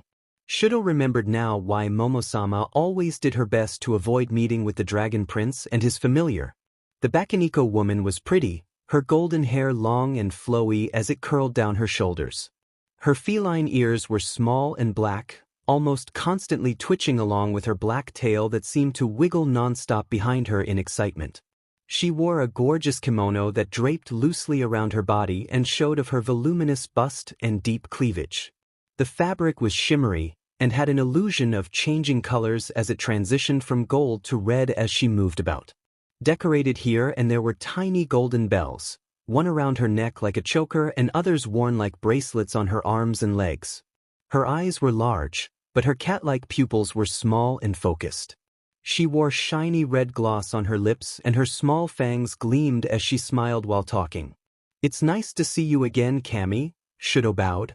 The cat Yokai grinned, running to hug Shudo who stiffened uncomfortably in her tight grasp. "Oh, Shudo, you're looking as hot as like ever." He swallowed awkwardly. "Thank you. Your kimono is very stunning. I imagine it's of your creation." Cammy clicked her tongue proudly. "You like? I can make you one too. Or one for your land god." Prince Katsuki is still sleeping but he said to wake him when we got here, so maybe I should? She motioned behind herself, to the floating carriage that had been trailing alongside her. The carriage was small, big enough to contain a single person, but despite its unimpressive size, it made up for any lacking qualities with its incredible details. The entire carriage seemed to be made of gold as it sparkled in the sunlight. At the top lay the statue of a magnificent dragon, its face brave and intimidating. It had large ferocious claws that seemed to cling to the carriage protectively. Draped around the walls were beautiful curtains with the same transitioning effect of Cammy's kimono. Shudo shook his head. "We can allow him to rest. I actually have some unfortunate news." "Oh no," she gasped, bringing a hand to her mouth. "Shudo, don't tell me you got a girlfriend. Don't you know I swipe left on everyone because I'm waiting for you, foxy boy?" He blinked at her in confusion, having no idea what she was talking about. "That's not it. Unfortunately, the land god isn't feeling well. With working hard here at the shrine as well as working at his human job, he's fallen ill and won't be able to join us today. He sends his regards." "Fuck that." A loud voice snarled from inside of the carriage. There was a blinding flash of yellow and orange, and then with a loud popping sound sparks went off from inside the carriage. A figure jumped out, slamming their hands onto the ground and sending out huge blasts of explosions, causing the earth to tremble. Shudo stuck ice to his feet to prevent himself from toppling over.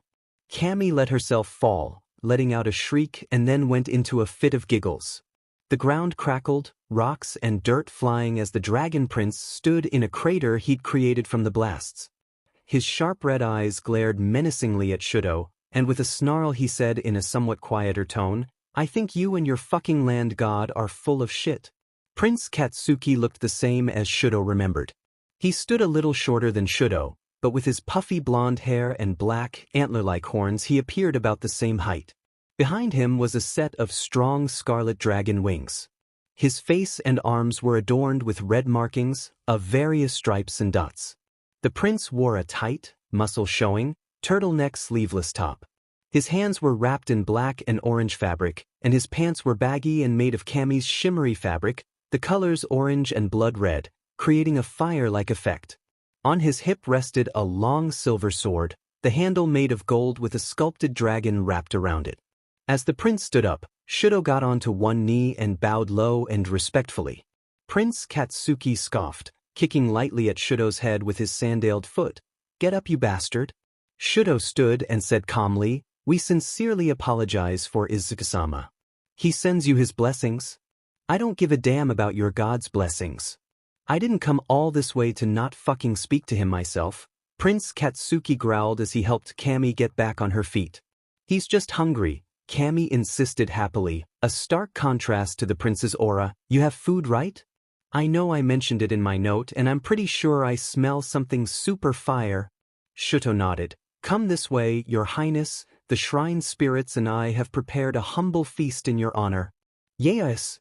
Cammy clapped her hands, and then pushed the prince along after Shudo, who tried not to cringe at the cat Yokai's loud yelling. As they entered the front room, Ochako and Tsuyu set down the last plates on the table. They'd removed most of the furniture from the room earlier that day, and so all the room had was the table, chairs, and some simple plants as decorations.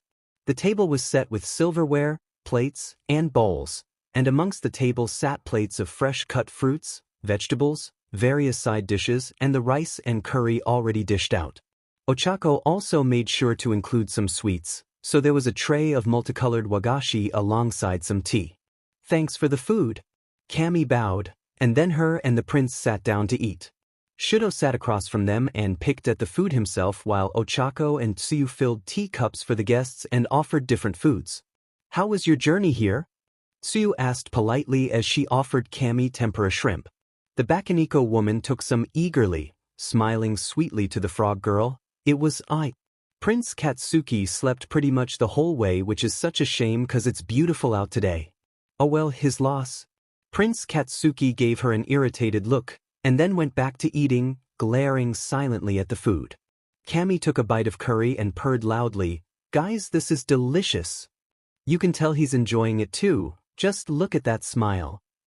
She pointed her spoon at Prince Katsuki, who was most definitely not smiling. Despite his glowering face, he quickly finished his bowl of curry and started to scrape it clean before Ochako offered him a second helping, which he eagerly accepted. The god and two familiars continued to eat in mostly silence until after his third bowl, the dragon prince announced he was full.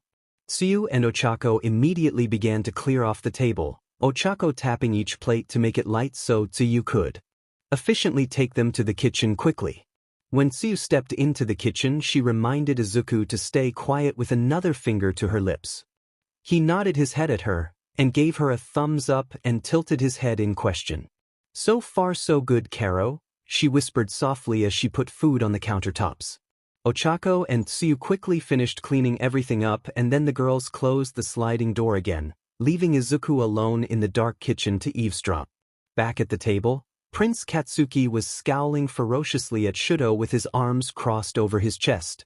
Shudo stared back with his usual blank face, ignoring the way the dragon prince seemed to be causally flexing his muscled arms as an attempt at intimidation. Kami yawned dramatically, stretching her arms above her head, her bell bracelets ringing softly as she moved. So I hate to be so extra, but is the land god really not going to come out and meet us? She pouted at Shudo, putting her arms down and leaning forward almost seductively. His gaze stayed eye level with the Catwoman, unfazed by her tactics. No, I'm sincerely sorry. And why the hell not? Prince Katsuki snapped. He's feeling ill today, Shudo replied coolly, but I assure you both that in due time we'll make up for it by visiting you if you'd like. I can promise you Izuku-sama means well and has the highest respect to the Dragon Prince and his kingdom. It's unfortunate he couldn't be here with us today. Unfortunate my ass, the Dragon Prince scoffed, standing up angrily. The chairs stumbled loudly, falling behind him with a crash as he said, I bet he's not even sick. I'm sure he's hiding away like a pathetic coward. I've heard the rumors, your new land god is a fucking weak-ass human who can't do shit, and his job in the human world is basically fucking garbage duty. Tsuyu and Ochako let out offended gasps. Shudo froze, his body going eerily still as a light layer of ice began to creep up his right arm. His hands clung onto the table, deep enough that he'd find nail indents later on. He looked up from his hands and stared numbly at the Dragon Prince, his eyes so dead and yet so intense that Prince Katsuki automatically took a step back, almost tripping over the fallen chair. Kami giggled nervously, now, Prince Katsuki doesn't really mean the dash. You're wrong. Shudo cut her off, voice quiet and full of venom. Izuku-sama is not weak or a coward. He took a deep breath. The ice started melting off of his arm, leaving it wet like morning dew on grass. Izuku is not only kind and gentle like a land god should be, he has the potential to be stronger and more powerful than Momo-sama or any land god ever was. I've never met a more determined, selfless, inspiring man in my life, and I don't think I ever will. Prince Katsuki and Kami both stared at Shudo in surprise. Kami's mouth dropped open in a small O shape. Suddenly, Prince Katsuki grinned, his face going dark as he lifted his head back and laughed startlingly loud in the quiet of the room. I get it. He chuckled, wiping tears from his eyes. You've become the loser's little bitch, huh? Multiple things happened at once. On one part of the room, Ochako tried charging at the prince, her arms flailing about as Tsuyu wrapped her long tongue around the girl's waist to hold her back. Let me at him. She screeched angrily. Kami and Shudo stood at the same time. The cat Yokai stepped in front of the dragon prince, pulling from her sleeve a long cigarette holder and swiftly bringing it to her lips. As she blew out smoke, Shudo was charging straight for them, leaping over the table with his teeth bared and tail puffy. Kami pulled the prince back just as Shudo flew straight into the lavender-colored smoke cloud. The puffs of smoke moved and changed, morphing into multiple momos. They were all nude, her chests and lower regions barely covered with little purple clouds. 3 of them surrounded Shudo, reaching for him and crying out his name. Shuto! They wailed, faces agonizingly sad and desperate. Shudo gritted his teeth, closing his eyes and feeling guilty for seeing even an illusion of his former god so exposed. He let a blast of ice shoot out from his right side, spear-like icicles rushed at the momos, causing all 5 or 6 of them to vanish into thin air. The ice encased him, blocking his vision of the rest of the room. He could hear Prince Katsuki cursing angrily and Kami yelp out, then whimper as if she was in pain, and realized he must have hit her with the ice as well. There was a deafening explosion, and then the ice shattered in front of him and a section of the roof crumbled down. In the ceiling there was a large smoking hole, the edges of it still burning with little flames. Tsuyu and Ochako screamed, running out of the way of falling flames and tile. Prince Katsuki charged at Shudo, little scratches on his arms bleeding from where ice had nicked him as well, grabbing the fox hard by the shoulders and tackling him to the floor. Little bursts of explosions combusted against Shudo, causing him to clench his jaw in pain. The prince's hands were searing hot, burning through Shudo's yuka. His wings opened up behind him, his whole appearance now devilish as he grinned almost insanely. Little sharp popping noises came from his hands as he was about to shoot out another explosion directly into Shudo's chest. The fox yokai managed to kick the dragon prince off of him, shielding his face as another explosion went off above him. Ice instinctually formed over his body as it burned, his yukata covered in simmering holes. Shudo stood up just as a fist came flying at him. He blocked it with his left arm, while swinging his right fist straight into Prince Katsuki's gut. The prince hobbled backwards, then rebalanced himself. As he regained his footing, about to attack Shudo again, a blur of green flashed between them. Izuku had bolted out from the kitchen as soon as he heard the huge explosion, deciding he couldn't hide any longer. He thought back on the training he and Shudo had been doing for the past few weeks, and without a second thought he ran for the horned prince, grabbed his arm and shoulder and flipped him over, using all of his weight to slam him into the ground as hard as he could. As he did so, he felt a burst of energy surge through him, his whole body glowing with power. The dragon prince looked up at Izuku in shock, his mouth open speechless as the land god stood over him. Izuku could not notice how attractive the prince was, but he was too mad to care in that moment. He looked down at the prince, his green eyes darkened, narrowed and wary, his fists balled tightly before he then angrily turned to Shudo. Enough, Izuku said firmly, you two are destroying our home and she's hurt. He pointed urgently to Kami, who was laying on the floor to the side with Ochako and Tsuyu beside her. Pieces of debris lay around them, dust coating their clothes, hair and faces. The Catwoman's face was scrunched in pain and there was a small puddle of blood pooling around her legs. His words fell on deaf ears. Shudo ogled Izuku. The land god literally shone like the sun, so much that he was almost blinding to look at. Bursts of green shone through the rays of white light that was his entire body, green showing through his hair and eyes and parts of his yuka. The light began to fade and in seconds Izuku was normal again. He stared back at Shudo, frowning in concern for the obviously injured fox. He hurried over to him, while the prince got up with one last scoff and then rushed over to check on his cat familiar. You're covered in burns and cuts? Izuku trembled, hands awkwardly hovering over Shudo as he wanted to touch him but feared hurting him more. It doesn't hurt that bad, Shudo said softly, his chest aching with shame over the destruction he helped cause. The living room was destroyed. Above them, what remained of the roof was still burning slightly, smoke throughout the room making the air stuffy.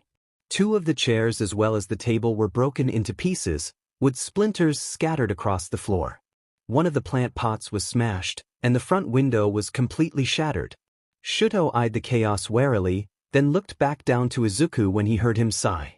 Honestly, what the hell? Izuku muttered, lifting a hand up to gently touch Shuto's cheek. Shuto couldn't help leaning into the touch, closing his eyes and enjoying the warm, comforting contact. There was a light cough beside Izuku. He looked down to see Tsuyu blinking up at him, her face incredulous and knowing. Izuku let go of Shuto's face and took a step back, his cheeks turning pink. The prince and Catwoman, as well as Ochako, were gone from the room. Ochako-chan is bandaging up Miss Cammy outside. She got a pretty bad cut on her leg from Master Shuto's ice, but she's going to be alright. Cats tend to heal quickly, Karo. She then looked up to the ceiling. I think we should get started on the repairs as soon as possible, in case it rains tonight. Did you need me to do anything else before I get started on that? Izuku shook his head. No, you're good. Thank you so much, Tsuyu. I'll come help you soon, alright? She nodded, alright. He watched her squat down low and then leap high towards the ceiling, catching an edge of the hole with her large hands and pulling herself up. She tied her hair up into a bow bun on her head to keep it from getting in the way, and then she immediately got to work. Izuku and Shuto walked together outside to where Ochako had moved Cammy. The cat Yokai was resting on her side on a blanket in the grass, her left leg raised slightly with pillows. There was a long cut from her ankle to her knee that Ochako had stitched up cleanly. Izuku kneeled down in front of her, blushing slightly and consciously avoiding his gaze from looking down to her revealed cleavage. She looked up at him, smiling sadly. It's an honor to finally meet you, land god. Sucks that it's like this though. I'm not feeling so Gucci anymore, you feel me? She winked, tilting her head slightly so the bell around her neck rang endearingly. It's nice to meet you too, Izuku replied with a frown. I'm so sorry you've been hurt. She grinned. Don't worry about it. Being Prince Katsuki's familiar means I get hurt more often than I probably should. He's a salty guy, so it means I'm swooping in to save the day sometimes, so he doesn't get his pretty face ruined. But us kitties have got 9 lives, so don't sweat it, land god. Izuku looked around the yard, not seeing the dragon prince. Where is he? He asked both Shuto and Cammy. I believe Ochako-chan may be tending to his wounds back inside, Shuto said.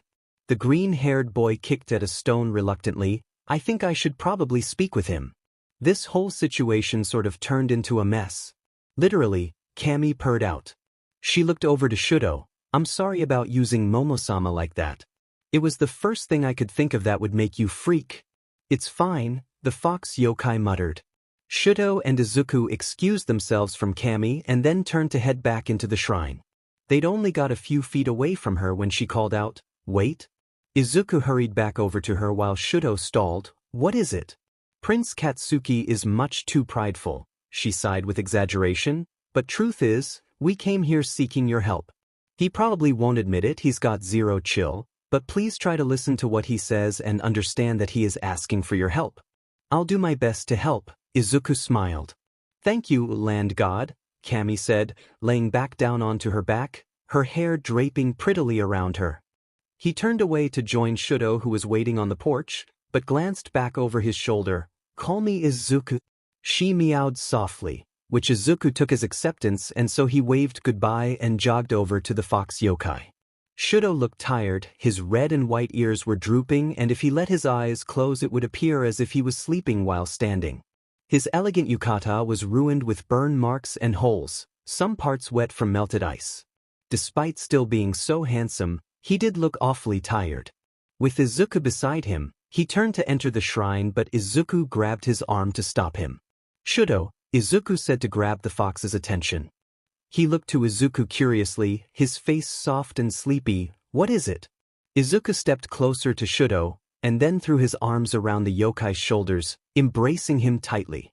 Shuto stiffened in response, his eyes opening wide. He was unsure of what to do with his hands, so he awkwardly patted Izuku on the back. The smaller boy took a deep breath, letting himself sink more comfortably into Shuto. He let his awkward hands relax, and then wrapped his own arms tight around Izuku's waist. This closeness was unusual for the yokai, but he found the hug almost addictive and held on a little tighter.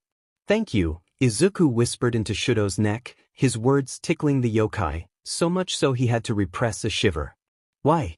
Shudo asked, resting his cheek on the top of Izuku's fluffy green head. He hoped that Izuku couldn't hear his heart pounding so loudly and rapidly. Izuku could, but of course he didn't mention it since his own heart was beating fast too. "I heard what you were saying," Izuku said, tilting his face down so he wasn't talking into Shudo's neck. His words came out a little choked as he felt his eyes begin to water. "You defended me, when you didn't have to, because the things the prince was saying were true." "They weren't," Shudo argued, bringing a hand up to comb his fingers through Izuku's soft hair. "I really meant what I said. Didn't you see how powerful you were when you came out? There's a very real strength inside of you. The girls and I have faith in you, land god." A giggle broke out of Izuku. He pushed himself away from Shudo gently and wiped his eyes. "Don't call me that, it's too formal." He looked up into Shudo's face to see the yokai smiling very slightly, his lips just barely turned up. His cheeks were faintly pink, his sleepy eyes stared fondly at Izuku, who had to look away quickly as his own face reddened even more. "You should probably change your clothes. Maybe take a little nap," Izuku suggested cheekily. "You look like you're going to pass out." Shudo hummed in agreement. "I could if I let myself." "What about the Dragon Prince?" "I'd like to speak with him alone," he replied. "If what his familiar said is true, about him needing help, my guess is he'd want less faces to admit it to." "All right," Shudo said as they entered the shrine together. "But if anything goes wrong, call out for me and I will be there for you in a heartbeat." "I know," Izuku said to his familiar, before they parted ways. He watched the yokai go down the hall and hoped Shudo would be able to get some rest. He found the prince sitting on the couch with Ochako in the living room. His arms were crossed over his body, he slouched low in the cushions and he was pointedly looking away from the brunette girl. She was standing on the couch, and from her exasperated expression and hands on her hips, Izuku realized that she was lecturing the prince. "Ochako-chan?" Izuku gasped with concern. Had she gone insane, or was she just that fearless? "Tell this round-faced bitch to shut up," Prince Katsuki spat at Izuku, "or do you have no fucking control over your shrine spirits?" The girl scoffed in offense, patting her cheeks angrily. "I am not round-faced, you ugly jerk." Izuku was baffled by the exchange and began to fear for the shrine spirit's safety. "Ochako." She turned to him and gave him a delighted smile. "It's okay, Izuku-sama. Prince Katsuki and I go way back." She turned back to the angry prince, her face darkening. "So he knows better than to mess with me." Izuku was still skeptical. "You know each other?" Ochako nodded, plopping her butt down on the couch with a bounce. "Yup." She popped the pinch loudly. "I used to be a servant for his kingdom up in the mountains. Until she betrayed us," Prince Katsuki grumbled. She slapped his arm, which caused Izuku to flinch as he watched them continue to bicker. "I did not." She looked up at Izuku proudly. "I was chosen as a gift for Momo-sama when she was the new land god. It was an honor. And then I got to meet Tsu-chan too. That was around 500 years ago." 500 years ago? Izuku repeated, absolutely appalled. "How old are you?" 3,121. She grinned and leaned against the prince. "And Prince Katsuki is what, 630? He's still a baby." He pushed her away harshly. "If anyone here is a baby, it's fucking you, fetus face." She giggled and stuck her tongue out at the prince, ignoring his menacing glares. "Whatever. Anyways, I'm going to assist Tsuyu-chan with the roof and I'll allow you two to speak in private." Ochako hopped off the couch, giving a final bow to Izuku and the prince before hurrying out to the front room. Izuku pulled out a chair and sat across from the Dragon Prince. He stared at Izuku intensely, looking up and down as if he were inspecting him. His dark ruby eyes narrowed and he let out a disapproving hum. Without Ochako in the room, his presence changed to one much more empowering. "You're even wimpier than I expected," he spat out, lifting his face up arrogantly. Izuku frowned but decided to ignore the insult. "I'm sorry for not formally meeting you earlier. My name is Izuku." He reached a hand out to shake, but the prince swatted it away. Katsuki. Prince Katsuki. Remembering what the cat yokai had told him earlier, Izuku considered his words carefully. He knew the prince needed him for something. But he also clearly looked down on Izuku, and so he needed to be clever about offering himself to the handsome but intimidating prince. Pretty fucking cowardly of you to hide instead of just meeting with me, Prince Katsuki sneered. You think you're better than me? No. Opposite in fact, Izuku sighed. I worry that I'm not good enough to be in your presence, your highness. This seemed to please the prince, as he sat up straighter and looked down at Izuku. Bow down to me. Show me some respect, land god. Of course, Izuku said, trembling slightly with nerves as he slid down to the floor. He rested one knee on the ground and lowered his head. Prince Katsuki, he started. What? If I may, he offered, saying each word carefully, for your forgiveness, can I, the land god, serve you in any way? You think I want your shitty services? Prince Katsuki grumbled. Why the hell would I want something from a weak, inexperienced god like you? Izuku's hands balled into fists. He reminded himself to breath, he's just being prideful. Remember Izuku, he came to you for help. But still, to put it simply, the Dragon Prince was a little bit of an asshole. Part of Izuku wasn't even sure why he should be helping him. It's just an offering, Prince Katsuki, Izuku said calmly, trying his best to keep down any irritation in his tone. You don't have to accept anything. The prince stared at him for several moments in silence, contemplating deeply with a furrowed brow and large frown. He looked torn, like there were words trying to escape his mouth but he didn't want them said. Suddenly he stood up and pulled out a small, golden bell from the pocket of his pants. With a flick of his wrist, he rung it only once. There was a puff of white billowy smoke, and then appeared the cat familiar. She bit her lip, trying but failing to hide her grimace of pain as she stood.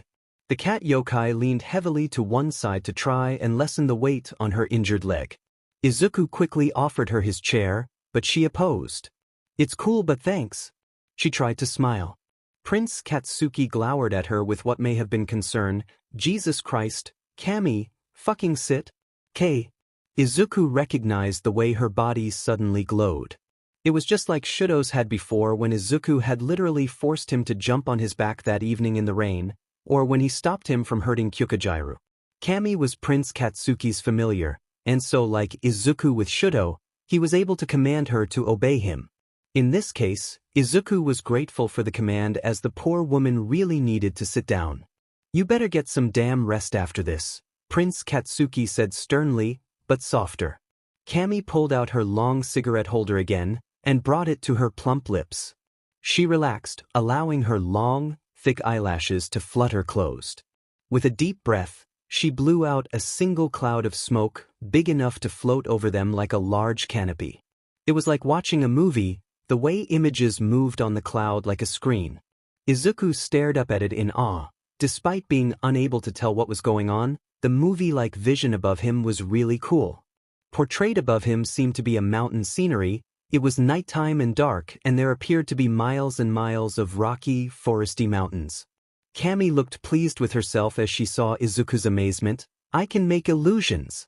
Sika? He nodded his head, his green eyes shining with childlike wonder. Prince Katsuki's voice was much calmer as he said, I guess I can think of one thing that even you could probably do for me. He shot Izuku a quick, threatening glance that made the green-haired boy wiggle away from the horned prince. 13 years ago, this little kid fucking showed up in the middle of my mountains all lost and shit.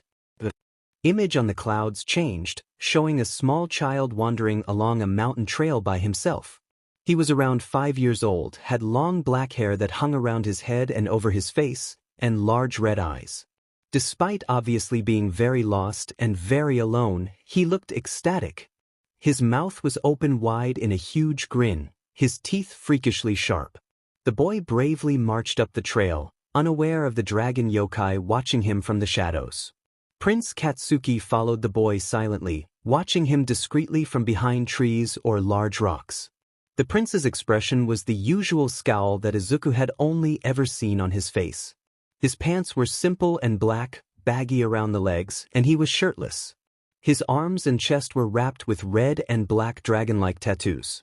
He watched as the boy climbed over some rocks blocking the path, innocently moving closer and closer to the dangerous edge of the cliff. To Izuku's horror, the boy slipped. Faster than Izuku could blink, the dragon prince in the cloudy illusion dashed forward, diving off of the cliff with outstretched arms to save the boy. His huge scaly wings spanned wide to slow their descent, and he cradled the boy tightly to his chest. The boy had been cut sometime in the fall, as the right side of his face was covered in blood. At first he cried out in pain, clinging to Prince Katsuki as he sobbed into his bare chest. Izuku expected the prince to look irritated with the crying child, but his face showed nothing but compassion and sympathy. Prince Katsuki flew back up to the trail and sat the crying boy down. "What is your name, child?" he asked, unnaturally gentle as he wiped the blood from the boy's face, revealing a small cut above his eye. The boy sniffled, looking up at the prince with bright red eyes. "Izuku Kirishima, are you okay?" "I guess so." "Where are your parents?" Izuku paused, looking down the mountain. "Down there?" He pointed. The prince stiffened, visible shock on his face. "You fucking came all the way up here by your fucking self? What the hell, kid?" He giggled. "Mommy says not to say words like that. Did you know you're funny looking? But so manly too." Prince Katsuki blanched, face going red. "Shut up. You look funny with your big head and tiny body. Children are fucking weird, okay?" "Okay." Izuku grinned up at the prince, his cheeks round and cute. "I like your red wings. That's my favorite color." "Thanks." Prince Katsuki grumbled. "You need to get back to your parents, so don't wiggle or some shit, K. I don't want you fucking falling again." He scooped up the child in his arms and dove down the cliffs, soaring through the air and down the mountain. Prince Katsuki looked elegant flying through the trees, his hair blowing back as the small boy wrapped his arms around his neck and hung on. "That's good enough, Kami," Prince Katsuki said from beside Izuku. He walked forward and then puffed out a small flame from his mouth, making the illusion disappear. His cheeks were tinted pink as he turned back to Izuku. "I want you to do your fucking job as the land god and make me a match." "A match?" Izuku repeated in shock. "As in romantically?" "Yes, romantically, you idiot." The prince yelled at him, stepping closer to Izuku with his head down as if he was going to headbutt him with his large horns. "With that little boy? He's an adult now, god damn it, you're fucking slow." Izuku rubbed his temple. He was getting a headache from Prince Katsuki's screaming. "Okay, but why?" The prince grabbed Izuku by the collar of his shirt, lifting him up over him and pulled him close to his face. His breath was hot and angry against Izuku's face as he growled, "Because I fucking love him." "You love him?" Izuku squeaked in surprise as the prince dropped him back down, his face red with embarrassment from being so close to the prince.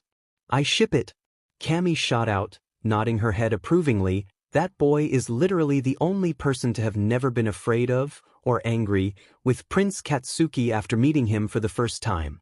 Even his own mother was pissed to meet him." She cackled loudly with laughter as the prince shot her a deathly glare. "It's nothing weird, okay, asshole," Prince Katsuki muttered. "My old hag of a mom was bitching about how I need a mate soon, and I realized that Izuku Kirishima is the only person I'd ever want to spend the rest of my fucking life with." "Okay." Izuku didn't understand, but he decided to just go with it. "Where can I find him?" he asked. Kami poked her tongue out as she thought. We're guessing he lives in this town, as it's the closest human city to Prince Katsuki's mountains." Izuku faced the prince, a determined smile on his face. "I'll find Izuku and bring him to you. As the matchmaker and god of this land." "That's an impossible match," said a cold voice from down the hall. Shudo entered the room, his lips in a small frown. He wore a clean, wine-red yukata. Prince Katsuki crouched down, his dark wings starting to open as if he was readying to attack. "What did you say, you stupid fox?" he snarled, marching up to Shudo. "You trying to fucking die?" They stood chest to chest, Prince Katsuki's entire body shivering with anger while Shudo remained calm. His eyebrows were furrowed deeply and he looked exhausted. He sighed, clearly done with the Dragon Prince and everything else.